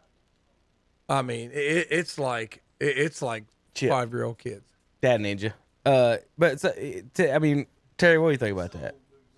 I mean, you're the national championship, and this guy did not in any remote. He didn't mention Georgia. He said Georgia wasn't loud. He just said Tennessee. I mean, my gosh, it was loud. Tennessee can set how many? 110,000? I know. Yeah. So can Texas A&M. They both got over 100,000 come on. seats. So go play somebody. I mean, it's just the way these coaches cry, especially SEC head coaches. Nicky, this guy, I mean, they just cry. Colorado now the highest average ticket price in the country, 500, overtaking Ohio State now 510 at $517 for average ticket. That place is going to be nuts. He's got a tough road though, guys. If he runs that table, if he runs that table, he should be. I mean, he should get everything. That's tough. That's a tough schedule. All right, do y'all remember this? How about The Rock in a brawl? I remember this for Miami against the Colorado Buffaloes. On ABC Sports doubleheader beginning June Eastern, Game 1 regional action. So this was what year was this? 93. Your local cable The Buffaloes. We have a huge fight going on down on the field right now. And I'm gonna try to fast forward to where The Rock was. I think it was like right here. You give The Rock bottom. They got a good shot. I was waiting for him. I was waiting for the dropping the people's elbow on Cordell Stewart. I don't know if this was when Cordell. I can't remember. Pretty damn close. Did Cordell win the national championship? Was he on that team? They was the 90. That was the 90 team. There's Rock. So there's a big Samoan comes out there. You got to get out of the way. There's Rock in the middle of the fight. On national TV, nobody ever knew that he was going to be a big superstar right at that point. But yeah, there he is in the middle of that. That one's a fun one. And finally, my final fun in college tweet. This is. Tom, you were talking about the education system, and I know this is a private school, and this is not our state or our I don't even know what to say about it. Have you seen y'all seen this? This is BYU players walking out to a map of the United States, and they're asking them if they know where Arkansas is, and it just didn't go too well for these. I just have my first question. Do you guys think I'm stupid? Which state is Arkansas? That one right there. Hold on. Boom. Listen. We was in meetings and I just asked this. I did not know Arkansas was a state. But on one song is like Alabama, Alaska, Arizona, Arkansas. Then it clicked. Oh gosh. It's great. Did not know Arkansas was a state. And you would admit that. Like that one? No, it's Missouri, you idiot. Ah, there it is. Yeah, I knew it was that one all the time. No, you didn't. We got to put it on the map. I mean, I know the ones that ain't. That's Oklahoma. He said, I know the ones that ain't. Well, wouldn't that mean you know the one that is? I'm locking it in right here. Is that it? Oh, let's go. I'm sure it's this one, isn't it? So that's the body. Tennessee's the pizza box. Arkansas's the pants. Louisiana. Yeah. Trying to do the pizza guy. It's actually the chicken. Kentucky's the chicken and Tennessee's the fried pan. Tennessee's the pizza. There's Arkansas right. Arkansas right here, ain't it? No. You idiot. Easy peasy. What state is this? Is this South? That one. That's Mississippi. Arkansas is right here. I'm from this little spot in the middle. All right, it's not that hard. You're right. Arkansas is in Arkansas. That's it right there. Texarkana right there. Yeah. Right? He knew where Texarkana was. Nope. This one's bad. Nope. Nope. Nope. It's below Kansas, so it's got to be that one. Yeah. This one right here. This one. Nah. No, it's this one. It's this one. I don't know. Are they playing right now? Yeah. Okay. There you go. Yeah. Oklahoma, Colorado. Wisconsin? Yeah. Texas. So here's Missouri. the thing. Like, was it second grade?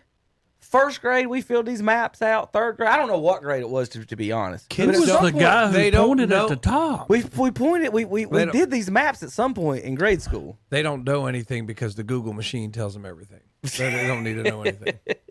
Trust me. Trust me. I teach school. I know. I 100% get it. It's no worse than having your map that you put on it. You hope that thing's taking you to the right spot.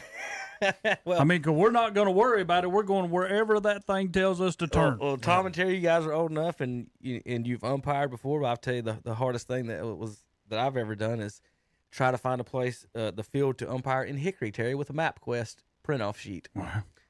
If you know the streets in Hickory, well, we're going to take a left on North, Southwest, East, South, East Street. 12th Avenue. You're like, what? So back then, you used to look at it on a piece of paper, and then you'd have to stop and hold it up and look at the sign and see if it matched the sign. I never did that. I stopped at a convenience store, went in and asked. Well, they didn't know. You asked them, They down here by the tire that's laying in the road to turn right. And if he got too long about it, I forget it. I'll stop at another. Because they got 12th Avenue, then they got 12th Street up there. And, tell me the closest. up. Tell me the closest store I can ask for more directions. Yeah, Is that what you that's said, right. Terry? Not stopping there no more. All right. So let's do some picks. Let's make some more bad picks. This Are we done with the computer? You can leave it on. Okay, we're good. Unless these pop up ads start up. Let me get that set up for us. So let's see. We want to do this. How bad were we last week, Terry? Yeah, Terry. Terry, I got it out in the car. That's 2 weeks. You got it out in the car. I've It's done been it an hour. twice. Listen, JP. I know I've caught Zach. You can easily walk out there overall. and get it in the car. See, JP knows his own excuses. I don't have to go all the way back to town to get mine. Or bat whatever crazy. Did you drive the wrong car? I did. Yeah, that's what I thought. I noticed his truck wasn't out there. I noticed he stole his wife's car. No, it's not. His poor wife. She decided, like, we're cleaning up around the house yesterday. So my whole back of my truck's loaded down with brush.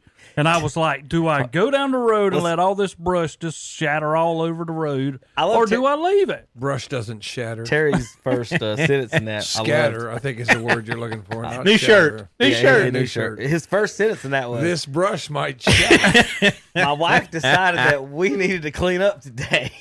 That's what he said. Well, Terry, maybe you ought to be taking a little bit more initiative in your yard work. Wow. Your wife wouldn't have to get on to it. Kansas State favored by 3.5 on the road in Missouri. Zach. Kansas State. Terry. Kansas State. Yeah, the SEC's been bad. Kansas State. LSU on the road favored by 10 at Mississippi State, who's undefeated. $24 at Dak Prescott's alma mater. Zach? LSU didn't play great last week again, but I think they'll win this week again, even though Mississippi State's 2-0. You may turn that mic up. You're going to whisper into it some more. That's right. It sounds like Barry White. Yeah, I know. Hey, ladies, I'm going to go with LSU.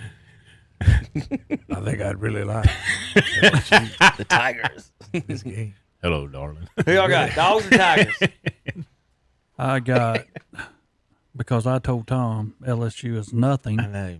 So Mississippi State will win. I know. I almost Terry picked takes them, the Terry. Dogs. Tommy?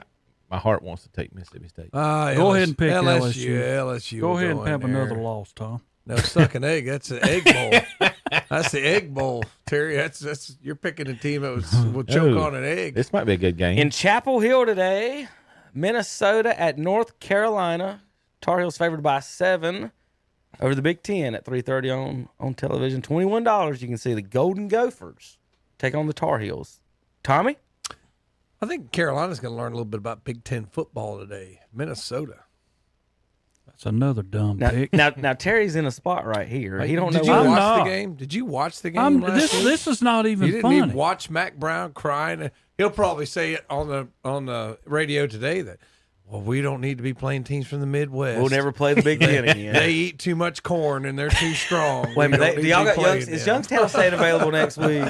It took everything for Minnesota to beat Matt Rule in Nebraska. And it took everything. And from North Nebraska Carolina was to beat like, Appalachia. here, take this. Y'all go ahead and win. Quick, Terry, who you got, Appalachia or Nebraska head to head?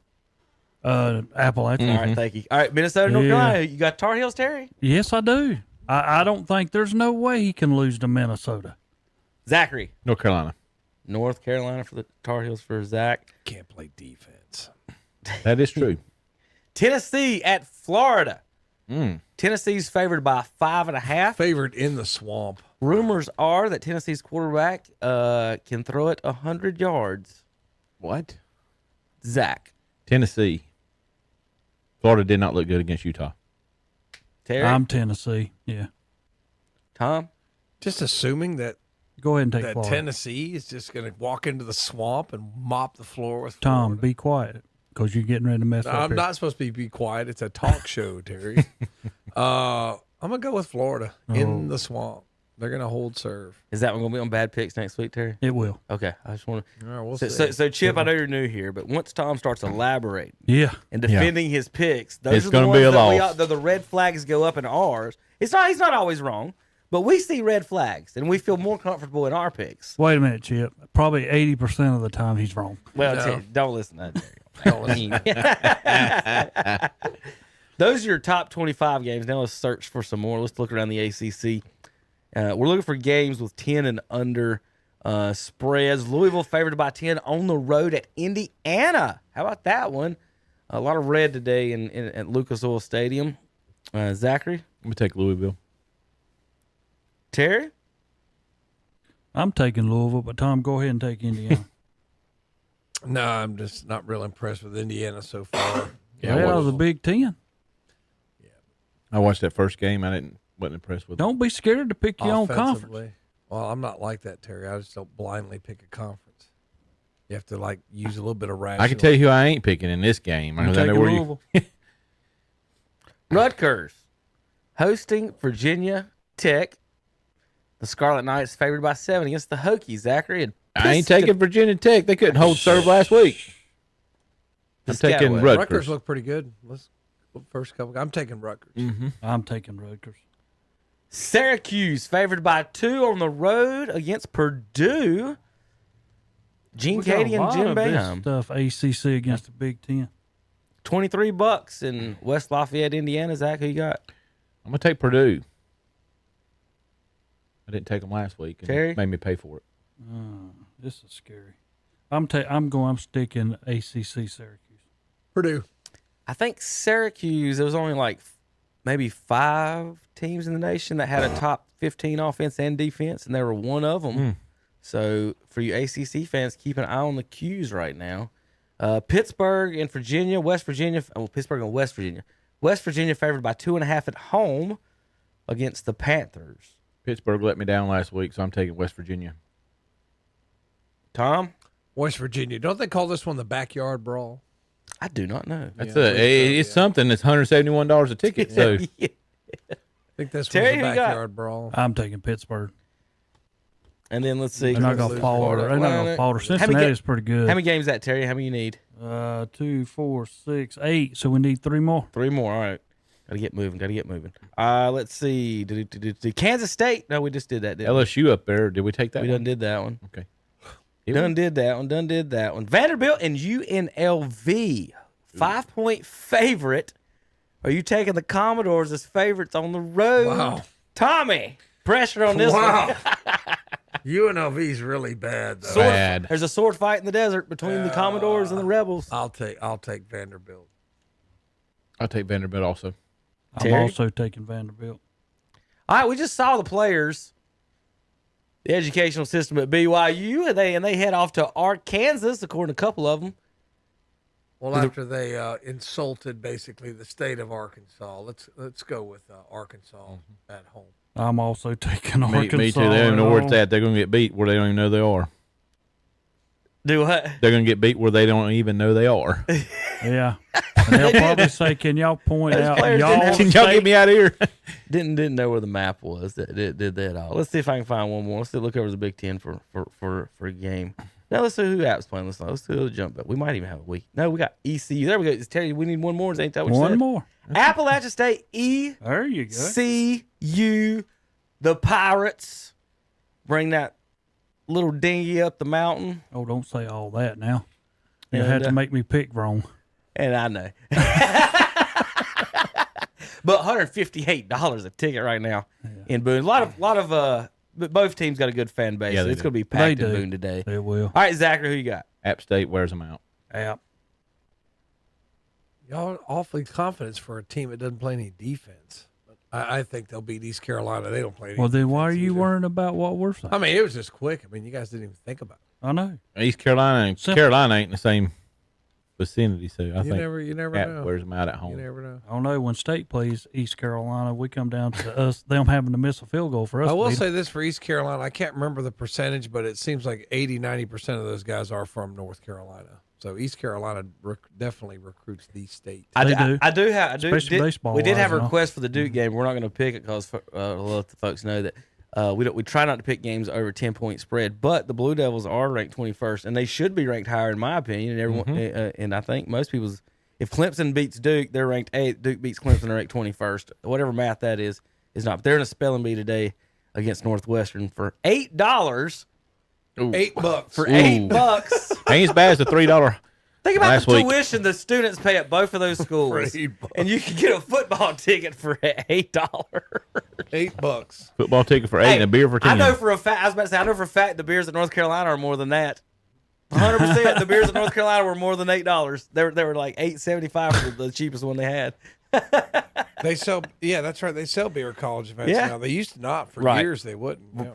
Yeah, they wouldn't let us have any fun. We had to sneak the airplane bottles in. Not that it Appalachian happened to State me. had no problem sneaking in Well, alcohol. when everybody walks in with a 40 pocket snow coat, we're not searching everybody here. All right, we'll be back in a few minutes. KTCBroadcasting.com.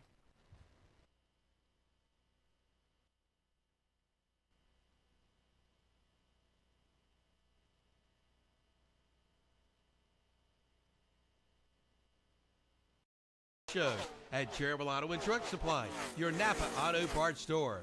We'll be there from 11 a.m. until 3 p.m. We'll have free world-famous City Lunch hot dogs, chips, and soft drinks. And Cherryville Auto and Truck Supply will be cooking up some hamburgers, too. And register to win some great prizes, including Renaissance Festival tickets, Cleveland County Fair passes, free movies, free food certificates, T-shirts, and more. And Cherryville Auto and Truck Supply will have special giveaways and raffle prizes, too. And see the new retail product area. So mark your calendar this Saturday, September 16th, 11 a.m. until 3 p.m. The Customer Appreciation Event and Car Show at Cherryville Auto and Truck Supply, your Napa Auto Parts dealer, located at 1313 Shelby Highway in Cherryville. Beam Construction Company in Cherryville is now hiring. Right now, Beam Construction Company has job openings for carpenters and masons. Just apply at their office at 601 East Main Street in Cherryville. Since 1925, Beam Construction Company has been dedicated to building the future of the Piedmont regions of North and South Carolina, from schools to churches to town halls. For more information, call 704-435-3206 or visit the website at beamconstruction.com. Beam Construction Company, dedicated to building your future. Quality living starts at Carolina Care Retirement Cottages in Cherryville. Experience a gracious retirement with a wide range of social activities to truly make your life golden. From birthday and anniversary socials to Bible studies to matinee movies and more. All with 2 bedrooms and 2 baths. And check out their beautiful clubhouse. Great for all kinds of special events. Carolina Care Retirement Cottages, located on Leisure Lane at Carolina Care Center on Highway 274 north of Cherryville. Give them a call today at 704-435-7900. You'll be glad you did. It's Bristol. A Bass Pro Shops night race. Ready to go racing here at Bristol Motor Speedway. Eric Jones spinning down the front straightaway, barely missing him as the car of Cole Custer. Trouble. Big crash in turn 3. Daniel Suarez is involved. Ricky Stenhouse Jr. Big problems for Kyle Busch. Car is in smoke. A Bass Pro Shops night race from Bristol. Saturday, September 16th at 6:30. On Carolina Country WCSL, 92.9 FM, 1590 AM, and online at KTCBroadcasting.com. Join us for our live Sunday morning worship services on WHS. It's the Sunday morning worship service from Calvary Baptist Church in Shelby, and on WCSL, it's the Sunday morning worship service from First Baptist Church in Cherryville. Drivers, start your engines! Start your engine of savings at Campers Inn in Kings Mountain. Race on in now during the Campers Inn 500. Over 500 units have been discounted for year-end savings. It's the best time of the year to buy. Don't make a pit stop elsewhere. Head to the finish line of savings at Campers Inn in Kings Mountain during the Campers Inn 500. Campers Inn, 615 South Broadway off Highway 161 South at I-85 in Kings Mountain. Online at campersin.kingsmountain.com. Like them on Facebook too. And we're back on Saturday Morning Sports Talk with Kevin and the gang. Welcome back to the Saturday Morning Sports Talk, brought to you by McDonald's of Cherry. We're still working on our late breakfast, but it is good. Thank you, JP. I had a sausage, egg, and cheese biscuit. Zach, what'd you have today? Gravy biscuit and a strawberry cream pie. Sausage, egg, and cheese McMuffin. I had a bacon, egg, and cheese McMuffin and an apple pie. All right, we'll do fun tweets first, and then we'll do some bad picks here on KT for NFL action. I just lost wherever I had that, of course. Let's see if I can guess right. Hey, I did. All right, this is a couple years ago, and this is a two-point conversion, and this comment was that if the Dolphins make this two-point conversion on this play, Washington would have had the first overall pick, and Joe Burrow would be a Washington Commander right now. But that's the play they drew up. He just threw it on the ground off the receiver's chest. But yeah, Joe Burrow was that close, guys, to being a Washington Commander. Let's see. Got some fun NFL today. How about, all right, here is Anthony Richardson's pass chart. And I meant to look at Bryce Young's because I had it and I forgot. I didn't save it, and I won't scroll down to this one. Looks like he goes to the right side a little bit. What do you think, guys? Check down Charlie, right? I mean, just all to the right side. So the reason I brought up Bryce Young, Zach, if you'll notice, Anthony Richardson, everybody's talking about his arm. He didn't throw a single pass past the 20 yards. Bryce Young's looks exactly like this, not on the right, but he only threw one pass over 20 yards, I believe. Check and the rest down of them were like Charlie. 13 yards and under. And that's what they were talking about. Is like, if you're only going to throw it 20 yards, that's how you're going to get picked because we're gonna jump everything. Look at Deshaun Watson's. I guarantee it's very similar. It's a bad weather game, but they just check down a lot, 3 and 4 yard passes. How about this guy lost a bet? He bet on Aaron Rodgers to have more than a half a yard. He bet that Aaron Rodgers would have more than half a yard. Easy bet on one of the betting things. Underdog Fantasy's offering a free pick'em for a half a yard, guys, and tore his ACL. They're blaming the turf on that. I don't know if that's really turf. That's more of a defender, I think, falling on his He was heel. complaining something about the way the guys blocked. Yeah, the tackle. And he thought that was going to get him hurt, and sure enough, it did. Oh, they did. Oh, yeah, they didn't. They were doing some weird cutting or something. I don't know what they were. It was weird. They were like jumping down on the ground. How are you going to get a 39-year-old quarterback and not go out and spend some money on some tackles? Oh, yeah, he should have protection. I mean, how about East Lincoln football star, the play of the night? Mm-hmm. He cheated, but it was the play of the night. Mm-hmm. How about Zach? Hit the computer there for me. There for me for a sec. When JP talks, I got to switch it back. All right. Block on delivering this block on Quentin Morris, and that was the big one. John Perry. The leg whip has been the talk. Everybody in New York now knows who Chester guy is. They've been talking about it for the last few days. After the win Sunday, he saved the team with the block, with the leg whip. We'll take another look. And Robert Saleh on a night when he lost his 39-year-old We'll mute that for a second so you guys can see it here. So there he is. And here's Surratt. Come on. 55. They get paid $15 million a year, by the way, not to have to. Right there. I don't think you think it looks intentional? It doesn't. I mean, he's falling. Yes. You think so? Well, what I'm showing here, Zach, is how a quarterback blocks. Terry, right? You're right. Yeah, I'm missing him, but I'm going to get him. What are you supposed to do to hit somebody, Terry? Number one rule: you got to see them. Yep. Chaz put the back of his helmet in the defender's I mean, look, chest. that's what I'm saying. Look at him. He don't even turn to look. And then he tries to save it with the leg whip. I don't even know if he needed to even leg whip him. That's the bad thing. He was going down. Right. He didn't need to do that. I'm sure they didn't feel good on either one of their legs either. But again, we got to remember this is a quarterback who how many times in his life whose fault is that? has he been chasing? Whose fault that he's not a quarterback? He's been a Matt linebacker Brown. for 4 years. But what I'm saying is, how many times has he been a lead blocker on a play like that? It is big, but you got to put an asterisk on it actually because block there's a somebody the right tripping way. call that was not made. They don't teach blocking in linebacker school. I'll put it that way. A trip, a leg whip, right. Why is he even on the? Why is the linebacker on the? Was that kick return or is it that Punt wasn't it? return. That was a punt. Okay. So I was about to say he shouldn't be on kick return. Punt return makes sense because you got to have some defenders out there. Gotcha. Yeah, that was the game winning. That's awesome. Return. We got a highlight here. So how bad or good was Wilson in that game? I mean, he had a decent game, did he not? It was it was like a journeyman type kind of thing. I'd say like a Fitzpatrick, decent game. All right, is this real? Right before the game, this guy tweeted out that Aaron Rodgers is going to tear his ACL 2.5 hours. That was crazy. And then before the game on the rain-soaked field, and then his Twitter account was suspended after the game. Dun dun dun. Tommy, whose was that? Just some guy that predicted it. Yeah.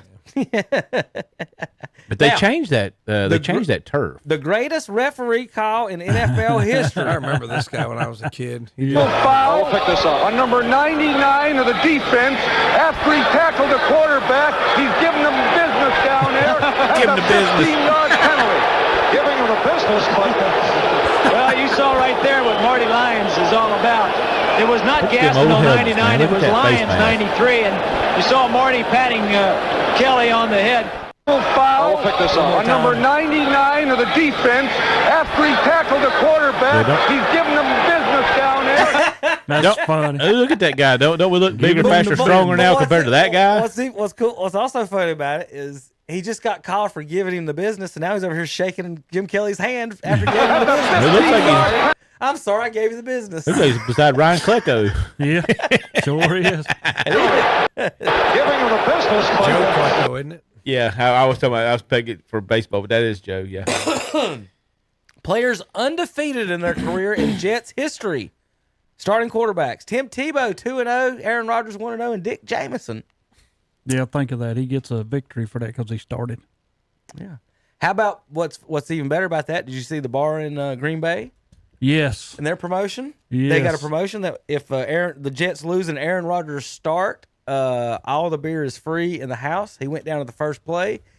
Everyone ran their bar tab up. Sure did. Jet Chasserat illegal block somebody, and then they all have to pay their tabs because Aaron Rodgers got the credit for the win. So that be careful about your bets. So I guess it was not an amicable split. I guess with the fans, they're still mad at him. I guess not. Well, he says he's coming back this year. That's a year and a half. That's a year and a half injury. He's not coming back. Tom, here's you a good Cleveland Brown defensive stat of the week. The percentage of drives that the offenses went 3 and out. Well, the Browns forced 67% 3 and outs, not just stops. Our DBs are playing well, and the defensive line plays well. I mean, those two really, if your line's getting after the quarterback, it gets a little easier to play defensive back, doesn't it, Terry? So, yes. I mean, it's I think they've got a good thing going now. They have a safety injury now, concerns me a little bit. They brought in somebody to work him out to give him some depth there, but they lost Conklin for the year on the offensive side of the ball. Injuries, man. Injuries in this game.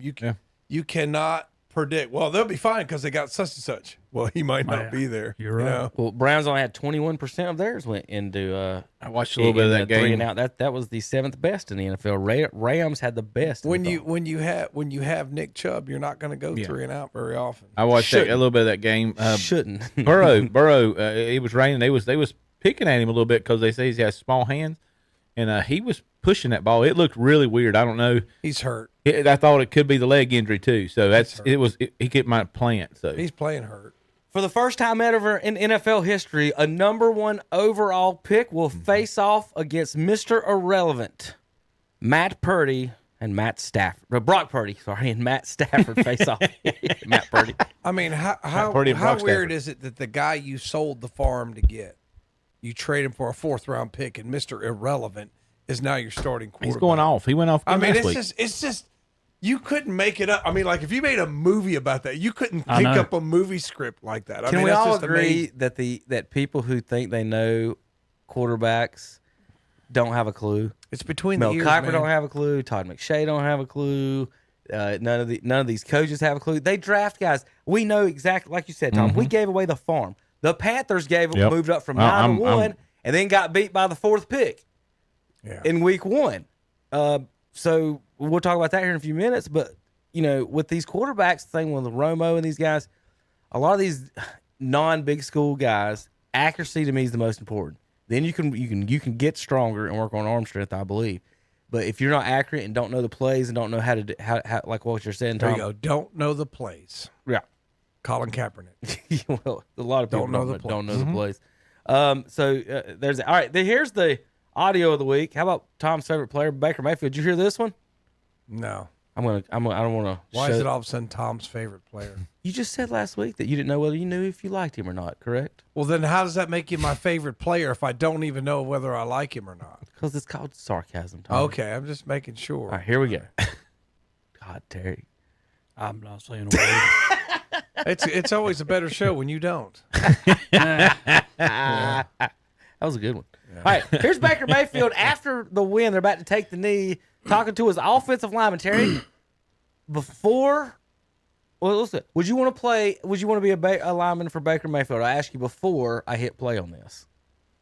Would I want to be? Yeah. Would you want to be a lineman for Baker Mayfield? No. Zach? Sure. No. All right. So when you win, this is what Baker says. That's game, boys. Now we got a group hug in the showers tonight, fellas. You gonna do it? What are you doing? That's game, What are you boys. doing, front flip? Now we got a group hug in the That's showers game, boys. tonight. Now we got a group hug in the showers tonight, fellas. Sit down, Andre, immediately. Ask him when the Tampa Bay game-winning group hug occurs. They're alpha males, so they can laugh that one off. So it's That's not that the big a deal. How about Steve Smith? All right, this is Zach's actual favorite wide receiver on a podcast. Put one team out there that no one's talking about. I think you're a believer in this team. The Bucks. Have the Bucks found their quarterback in Baker Mayfield? I wish you take those glasses off. That was a setup with that little snicker. You love Baker, don't you? No, I don't speak of that name, and I'll move on. I do have a quote that you said about Baker Mayfield. I want to read for you, and maybe you could explain it. You said, I'm not gonna listen. I'm not gonna explain it. Do you explain all of the purchases at the Salvation Army you buy? No, you don't. No, I don't. That'd be too many. I just didn't know what a three-legged donkey looked like. Like Baker's. That's the look that I'm getting from you right now. All right, so we can cross the Bucks off the list. So Steve Smith referred to him as a three-legged donkey at one point, if y'all don't remember. So not a fan of Baker Mayfield, Tom. You and him couldn't hang out together, I guess. That was sarcasm. There you picking go. Up on. There you go. Justin Jefferson did it. At age 24, in only 52 games played, he has more receiving yards than any player in Bears history. Wow. At 24 years old, he has more yards than anybody in Bears history. Well, I want to tell you something. This guy right here can play. He can. And this past week when they got beat, I mean, you could see him after he makes a catch. He has no enthusiasm in him now. He just takes the ball and tosses it to the Got ref. more yards than Willie Gault? You know. He's not even first. Willie wasn't. It was some white dude from the 40s. Oh. It was bad. It was bad. Well, they had Walter Payton when they were really good. They ran the ball. And Jim McMahon was throwing it, so. You can't even name any of Grossman's receivers, and he made the Super Bowl. I can't remember any of their receivers. All right, this one for you. This is for Rob Roop and all the Eagles fans out there. Let's see if I can make it louder. The only one did he have Moose at that time, or was that way before?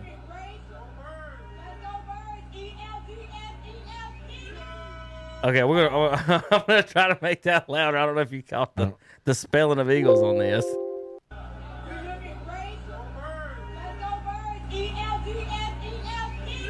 ELGSEL Eagles. ELGSEL Eagles. That's what I heard. ELGSEL Eagles. It looks like she's in some kind of a bar. So I mean, give her a little bit of credit. She's down a couple. That's what I'm saying. She was probably in that one that they run up the bar tab and then had to pay their own tab. Oh god, that was cute. Yeah, that would have been a good one to be at. All right, bad picks from this week. We'll go over that. So here's last week's NFL bad picks.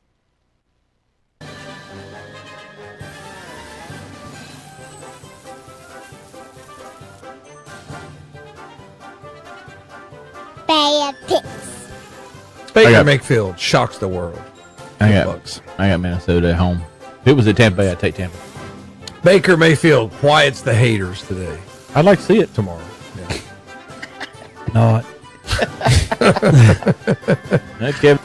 Buccaneers 20-17. Vikings 17. Terrible bad pick. Panthers for the win. I don't even know who a Falcons quarterback is, to be honest. Ritter. I know his name, but if he walked in right now, I wouldn't know who he was. Because hey, you look like an athlete, maybe. But I don't know who you are. Falcons 24. Panthers 10. Terrible pick. I got Pittsburgh. Yeah, I do too. I think I'll take Pittsburgh at home on this. 49ers 30. Steelers 7. Bad pick. Like the Cardinals for an upset. You always do. No matter who's It the don't quarterback. matter. I'm picking the Cardinals. I wish you were a baseball fan that way. Pick the Cardinals. Commandos 20. Cardinals 16. Bad pick. CJ Stroud shocks the world. Oh, you are kidding. Tom's destiny. Ravens 25. Texans 9. Bad pick. Me too. Chargers. The Dolphins are not going across the country winning this game. Chargers with the victory. I do like the quarter. Dolphins 36. Chargers 34. Bad pick. I'm going Seattle. I can't trust Geno. I guess Seahawks at home as well. Geno's not playing bad today. Rams 30. Seahawks 14. Bad pick. Take Russell. Denver. At Denver, I'm taking Broncos. Tom? I like the Raiders. I like Jimmy G. I went there and get a dub. I got the Broncos. Their coach is Josh McDaniels. That thing's going to burn down so quick. Raiders 17. Broncos 16. Terrible, weird, terrible pick. I'm taking the Giants. Giants might have a better running game start the season. I'll go Giants on this one. Cowboys 40. Giants 0. Terrible. Oh, there's no doubt. I told you Jets going to start 0-2. They very well could. Tommy? We got a tough first 6. Bills. Jets 22. Bills 16. Terrible pick. A half at home. Here it goes. Jordan Love, say goodbye. Say goodbye. Chicago wins. Yeah, I say goodbye to $210 for tickets. Bears win. Bears. Bears. Packers 38. Bales 20. Terrible, definitely terrible pick.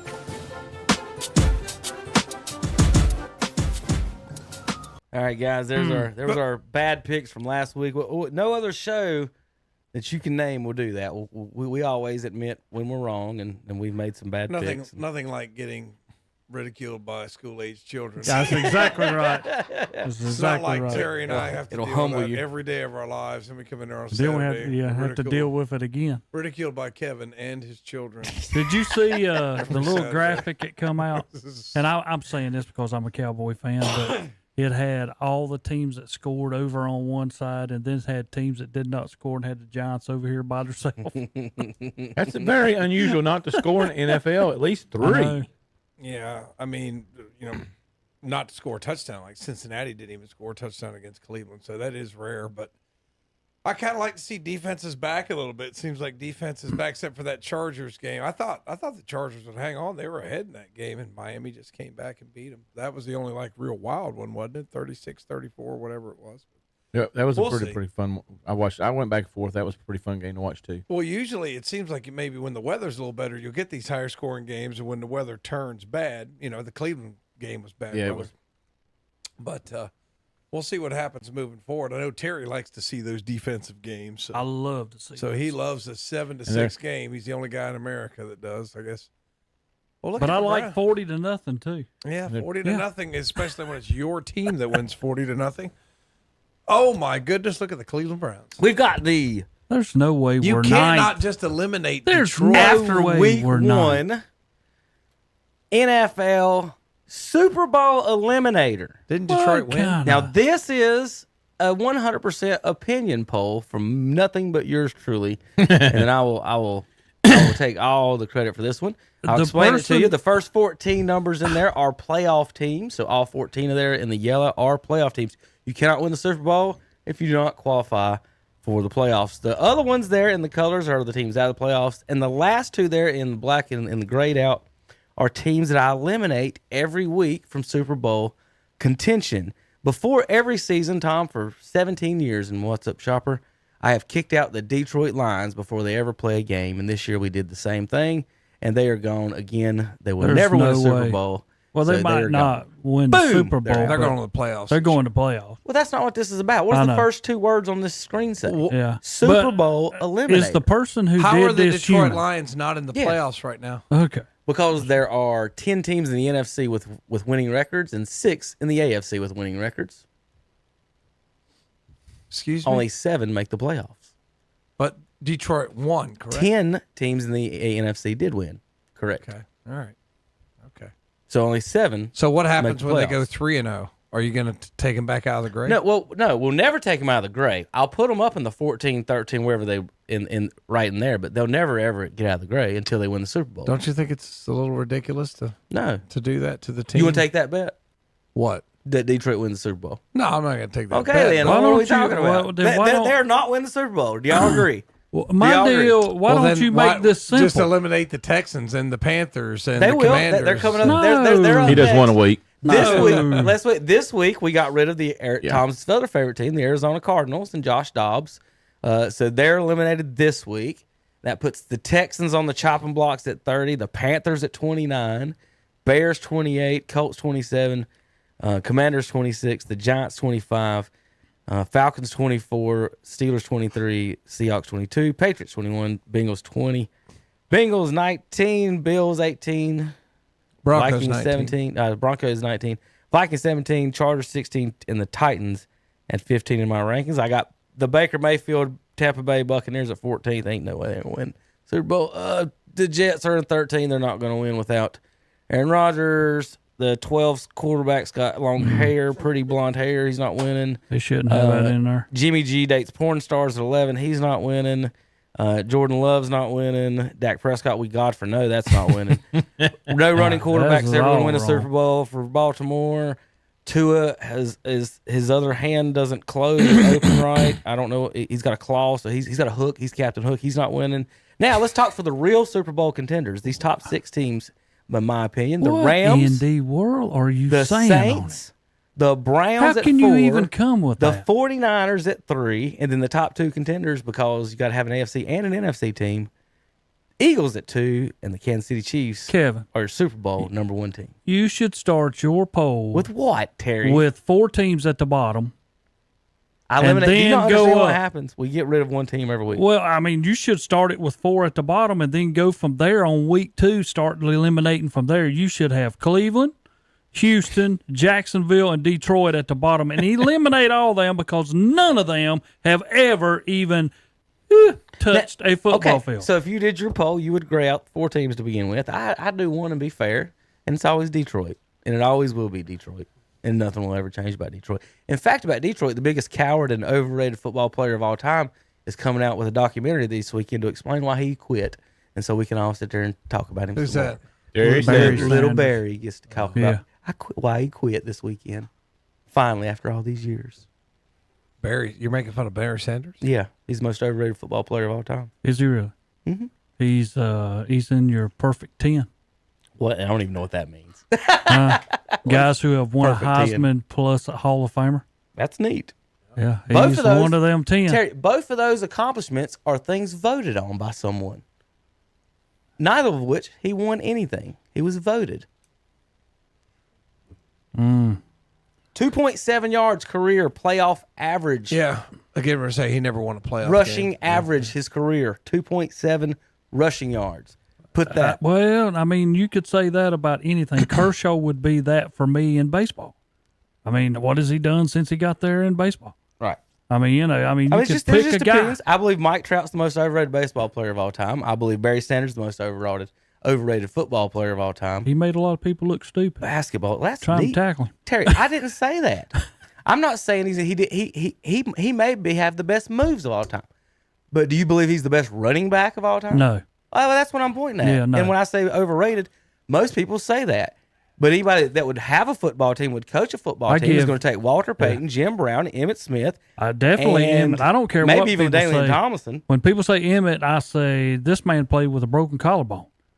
Yeah, He was helped up at by the his running back offensive position. line. 2-3 yards at rush. the running, at the running back position. His offensive line was helping him up, and he still went back there and took the ball. But it's not Barry Sanders bashing time. I'm done. Sal Palantonio wrote the best article ever on why he's one of the most overrated players ever. If you don't believe me, you can listen to Sal Pal. How about week 2 predictions, guys? Y'all ready? Yeah, let's try to make up for last week's horrible week. Let's move this over so we can see it even bigger. See now. Let Tom. Now we do all the games here in the NFL. We did forget Thursday night games last week. You bring the paper for us, Terry, next week? Yeah, I'll make sure it's with me. All right, I'd pick these as well. Packers at Falcons. Tommy. Give me the Packers. They have Atlanta as favorites at home. Wow. I'm still going with the Packers. Terry? Oh, man, you're going. Jordan Love can be 2-0 after this week.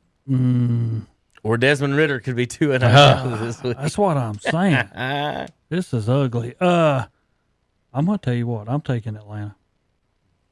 I'm going to take the Packers. Atlanta with the win. Running back in the dome. He's going to run all over them. The Packers defense today. Yeah, Johnson's pretty good. Robinson. Yeah, Robinson. Both the running backs. Now, with that said, Terry or Zach, I'll let you all answer this. If last week the Panthers had Robinson and whoever the quarterback was last year, Andy Dalton, I guess, I don't know, whoever their backup was. If they had drafted Robinson and the Falcons had drafted Young, who would have won that game?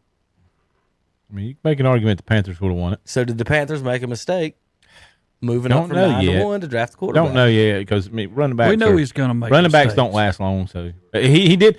They didn't use him in the running back a lot. They used him in like. Do you not see where I'm coming from? Yeah. If I'm running the team and we traded up from 9-1 and then got smoked by the 4 pick, who's a running back who everybody told me I needed to trade Christian McCaffrey away because running backs aren't valuable. But no, this running back just destroyed me, and my quarterback threw 2 picks. So, and the 2 picks he threw, the guy knew it. I mean, he was telegraphing. Yeah, they knew he was throwing it. But he's rookie. So we'll see. He's small. My biggest problem with him is his size, and that's picking number 1 in next year's draft for the Carolina Panthers. Y'all gonna have Drake May next year, Zach, or Shedeur Sanders is gonna be the quarterback next year. I wish we'd have waited instead of Bryce Young. Well, if you go 3-14, you're picking a quarterback again. I promise you. Raiders, you don't think so? No. If they're top 3 pick and you got on the board Caleb Williams, Drake May, and Shadur Sanders. You think Panthers sitting there with Bryce Young? They better not. They will. They better not. Raiders at Bills. Bills favored by 8 in this one, Tommy.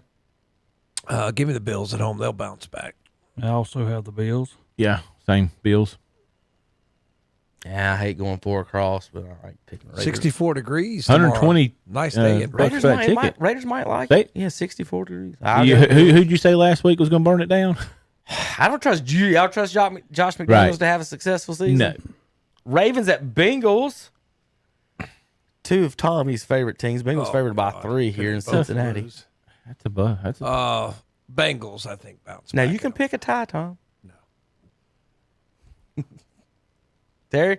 I'm the Ravens. I'm going with the Ravens too. I'm like Tom said. I think Burrow's still hurt. Bengals at home for me. Seahawks at the Detroit Lions. That's mine. Detroit. Detroit will destroy. Yeah. Detroit will destroy. I agree. I'm not picking 4 across of Detroit. I'll go Seattle with the upset on this one. Chargers at Titans. Titans at home. Both teams lost good close games. Combined total 3 points last week. These 2 teams lost.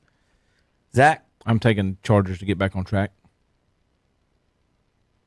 I'm going Titans at home. Derrick Henry, 200 yards.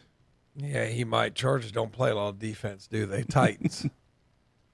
I'm also going Titans. I don't think San Diego can play outside San Diego. If you want to see some... Well, they do play outside San Diego. They play in actually LA. Los Angeles. That's what I'm saying. Choke an egg, Tom. There you go. Bears and Buccaneers. If you want to see some bad quarterback passes, Lord, you can watch this game. Zach? I'm going with Tampa. Bears looked horrible. I'm also taking Tampa. I predicted the Bears going to the playoffs, right? So they got to win the game somehow. Bears. For my buddy Nick, who listens every now and then, Bears fan. He tells me it's more depressing to be a Bears fan than a Browns fan. They've got a Super Bowl. What if you're a Bears and a White Sox fan? It can't be that. Yeah. I'm going Buccaneers at home. In a lot better quarterback played game, Chiefs and Jaguars in Jacksonville. Chiefs get it back on track. Beat Jacksonville at home. At Jacksonville at their home. Yeah, because Kelsey and all of them are playing. Yeah, but they just announced it Jaguars win. I'm going with Braveheart. Me Lawrence. Pat Mahomes ain't going 0-2. And Travis Kelsey's dating the one thing I'm worried about is he's dating Taylor Swift, so his they're doing an incognito. He might not have his legs this season. So y'all doubting Lawrence? I just picked him. They struggled a little bit last week. I'm not picking against Pat Mahomes going 2. I'm picking a guy who looks like Braveheart over a guy who does State Farm commercials. You think he looks like Braveheart? He does look like Braveheart. Kansas City be 0-2? I don't know if he's got a hair on his chest, Tom. I got to see a picture of it without his shirt on to know if I'm going to go Braveheart. Okay. I think that's a bare-chested man or whatever he is. He's good. I'm just saying. Colts at Texans. Ooh. I'm going to go Colts. Is that the game in hell? Yes, it is. I don't know yet. No. I'm going to take Colts. What's the temperature, too? Colt, well, you know, Davis Mills might be getting the start. That's right. Davis Mills might be getting the start because C.J. Stroud banged up. But I'm still going Colts. I think Davis Mills is probably better than C.J. Stroud. Go Cam 2.0, Terry. I already picked Colts. That's up to Kevin. Texans at home. That's what I figured. 49ers at Rams. Should be a good game. I'm going to go with 49ers. I'm also going 49ers. 49ers. Kevin, that's going to put you at the Rams. Oh, are you going 49ers? Yeah. Might be the best team in football. No. Who is it, Terry? You know who it is. Brock Purdy can. I don't have to say. He reminds me a lot of. Purdy reminds me a lot of Romo. I'm glad you're exactly right. You're exactly right. He's got a little swag. He can move in the pocket. He's shifty. It's the throws and the accuracy. Yep. He throws it like a basketball player. Giants and Cardinals. Here's your nomination for game in hell. The second one. $12 for a ticket. Yeah. $12. That's what I'm saying. Like for a ticket. Nobody wants to go there and see this. 12. If I lived there, I would go for $12. Just for the experience. Just really, as far as the running backs go, we just talked about Bashawn Robinson beating Bryce Young. And then you sit there and got this Duke quarterback sitting there making $200 million, and Barkley can't get a contract. and these running backs have a big argument that they're majority of a lot of these offenses, but the quarterbacks get the money. And we might be starting to see a little bit of a shift going back a little bit to defense and running just a little bit. Who you got, Zach? I'm not taking the Cardinals on an upset. I'm going with the Giants. I also have the Giants. Cardinals. I'm going Cardinals with this you one. always going to take them. I'm with Tom on this one. Dobbs he knows what plays are this week. He didn't have a clue what. They were drawing them up last week. It's doing them in the sand. Doing it body left and right last week. You're the bottle cap. Yeah. You're the twig. You're the cigarette butt. That's pretty much true, you know? I mean, that's pretty much true. Here we go. You can't learn that playbook that quick. And y'all just picked a team that lost 40-0 to go on the road. But we're talking about the Cardinals. Yeah.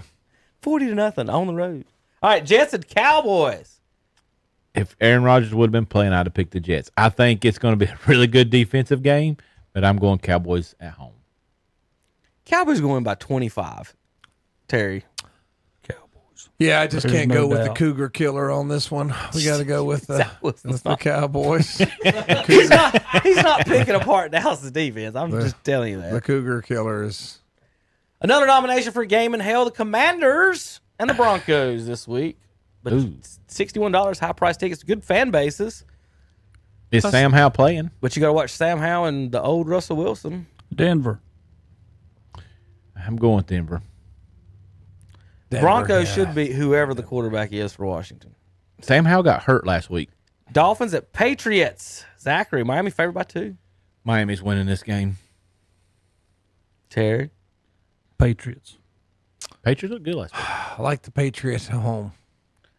If it was in Miami, I'd pick Miami in a heartbeat. They always win, but I'll go Patriots at home with this one as well. Monday Night Football, Saints and Panthers. Double header, yeah. I can't go with the Panthers. They looked horrible. I'm going Saints. You said they were going to the playoffs. I did. You picked them to go 11-6. Well, y'all picked them to go 10-7. I'm going with the Saints. He's picking against his team. I was not impressed last week. But DJ Chark probably not playing again this week. He didn't even practice all week. Terry, I got Burns going to play? They hadn't said. He did play last week, though. So I would say he would. Tom, it's up to you. I'm going Saints. Okay. All across the board, Saints. Just be careful when betting these games this week, guys. A lot of teams do not go 0-2. They avoid it like the plague, so that they'll come up with everything they got to win. So be careful. Browns and Steelers. Browns 1-0. Steelers 0-1. Browns played great defense last night. I saw some funny Kenny Pickett videos this week. I would just say that from Steelers fans. Go ahead, Tom. Do y'all know that Pittsburgh is 20-0 at home on Monday night? I did not. I know. Why don't you go ahead and take Pittsburgh. Especially against Cleveland.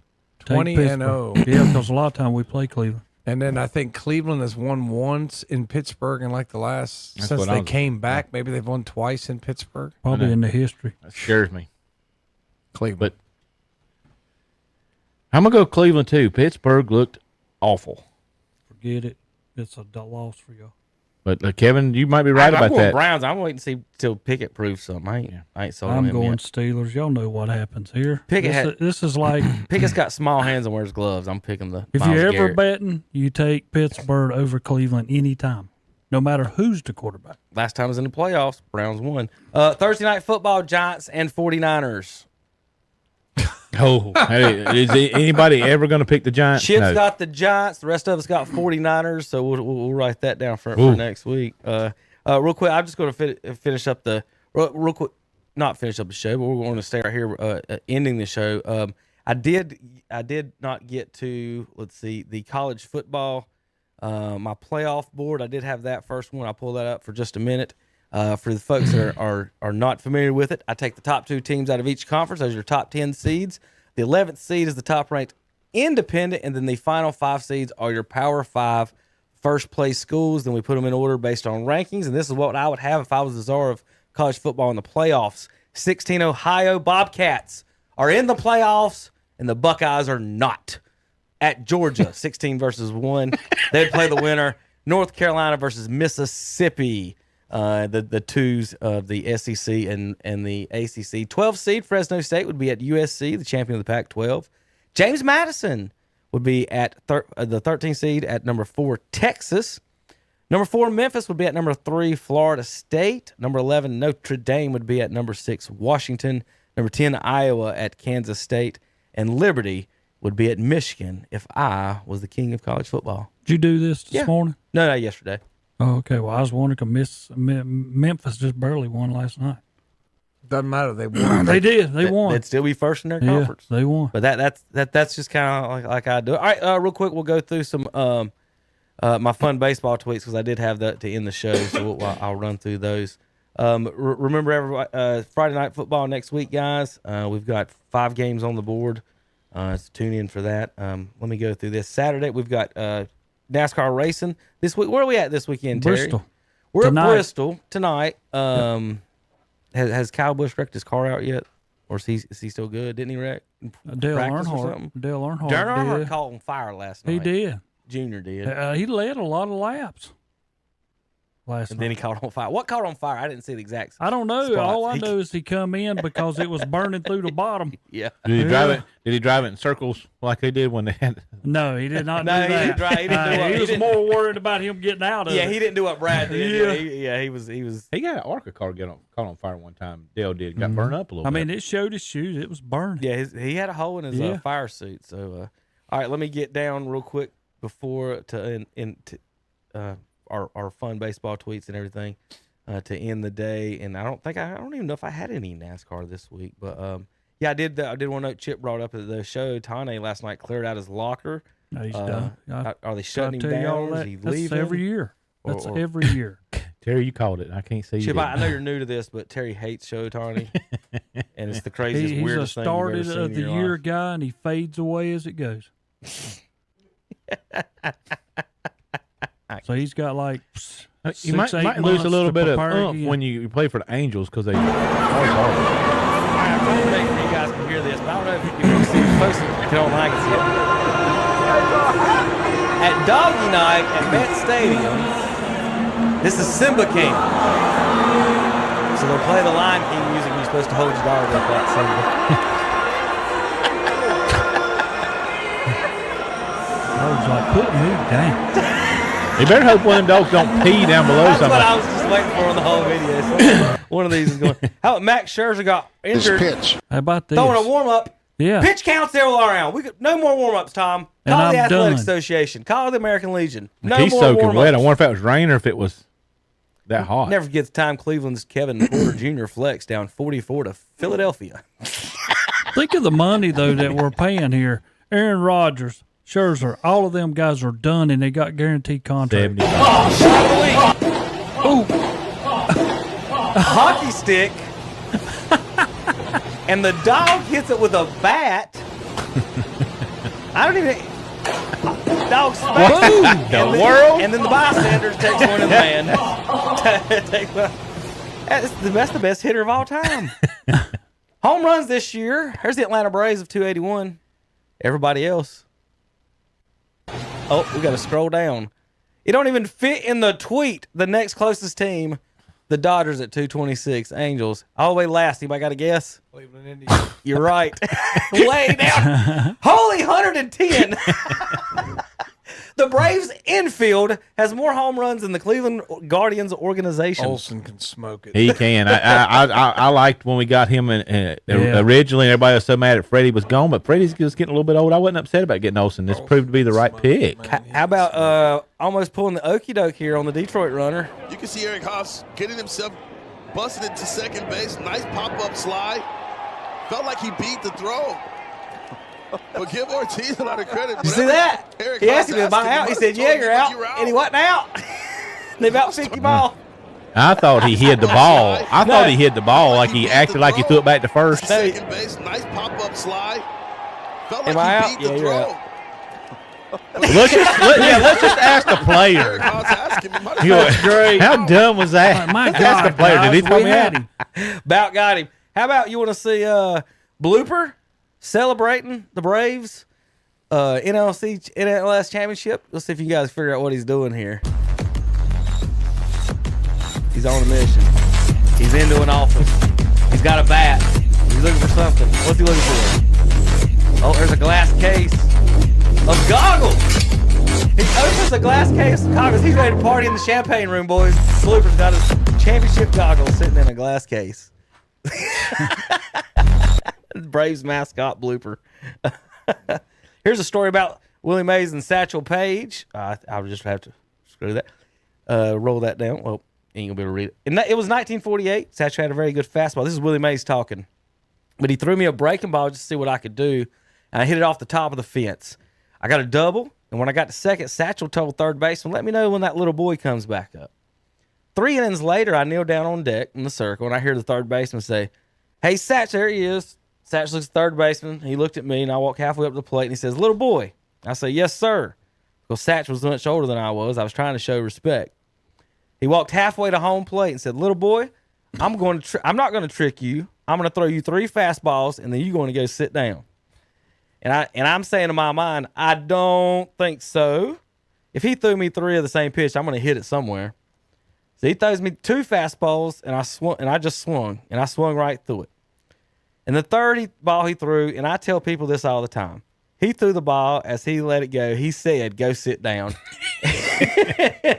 And this is why the ball was still in the air. And yes, he struck me out with those 3 pitches. He was just magnificent. So that's a Willie Mays talking about Satchel Paige, telling him to sit down before the ball even got to the plate. NBA stat highest plus minus of all time since 2000. Steph Curry, Tim Duncan, Kawhi Leonard, Embiid, David Robinson, and Jason Tatum on that one. And I think that might be, there's Ohtani saying he's done, and that was from last night. So, all right, guys, I'll let Tom and you guys, I want you guys to read the scores real quick from last night, and then we'll, as soon as I can find it, wherever I put it, I'll put it somewhere. All right, scoreboard. Where is my scoreboard?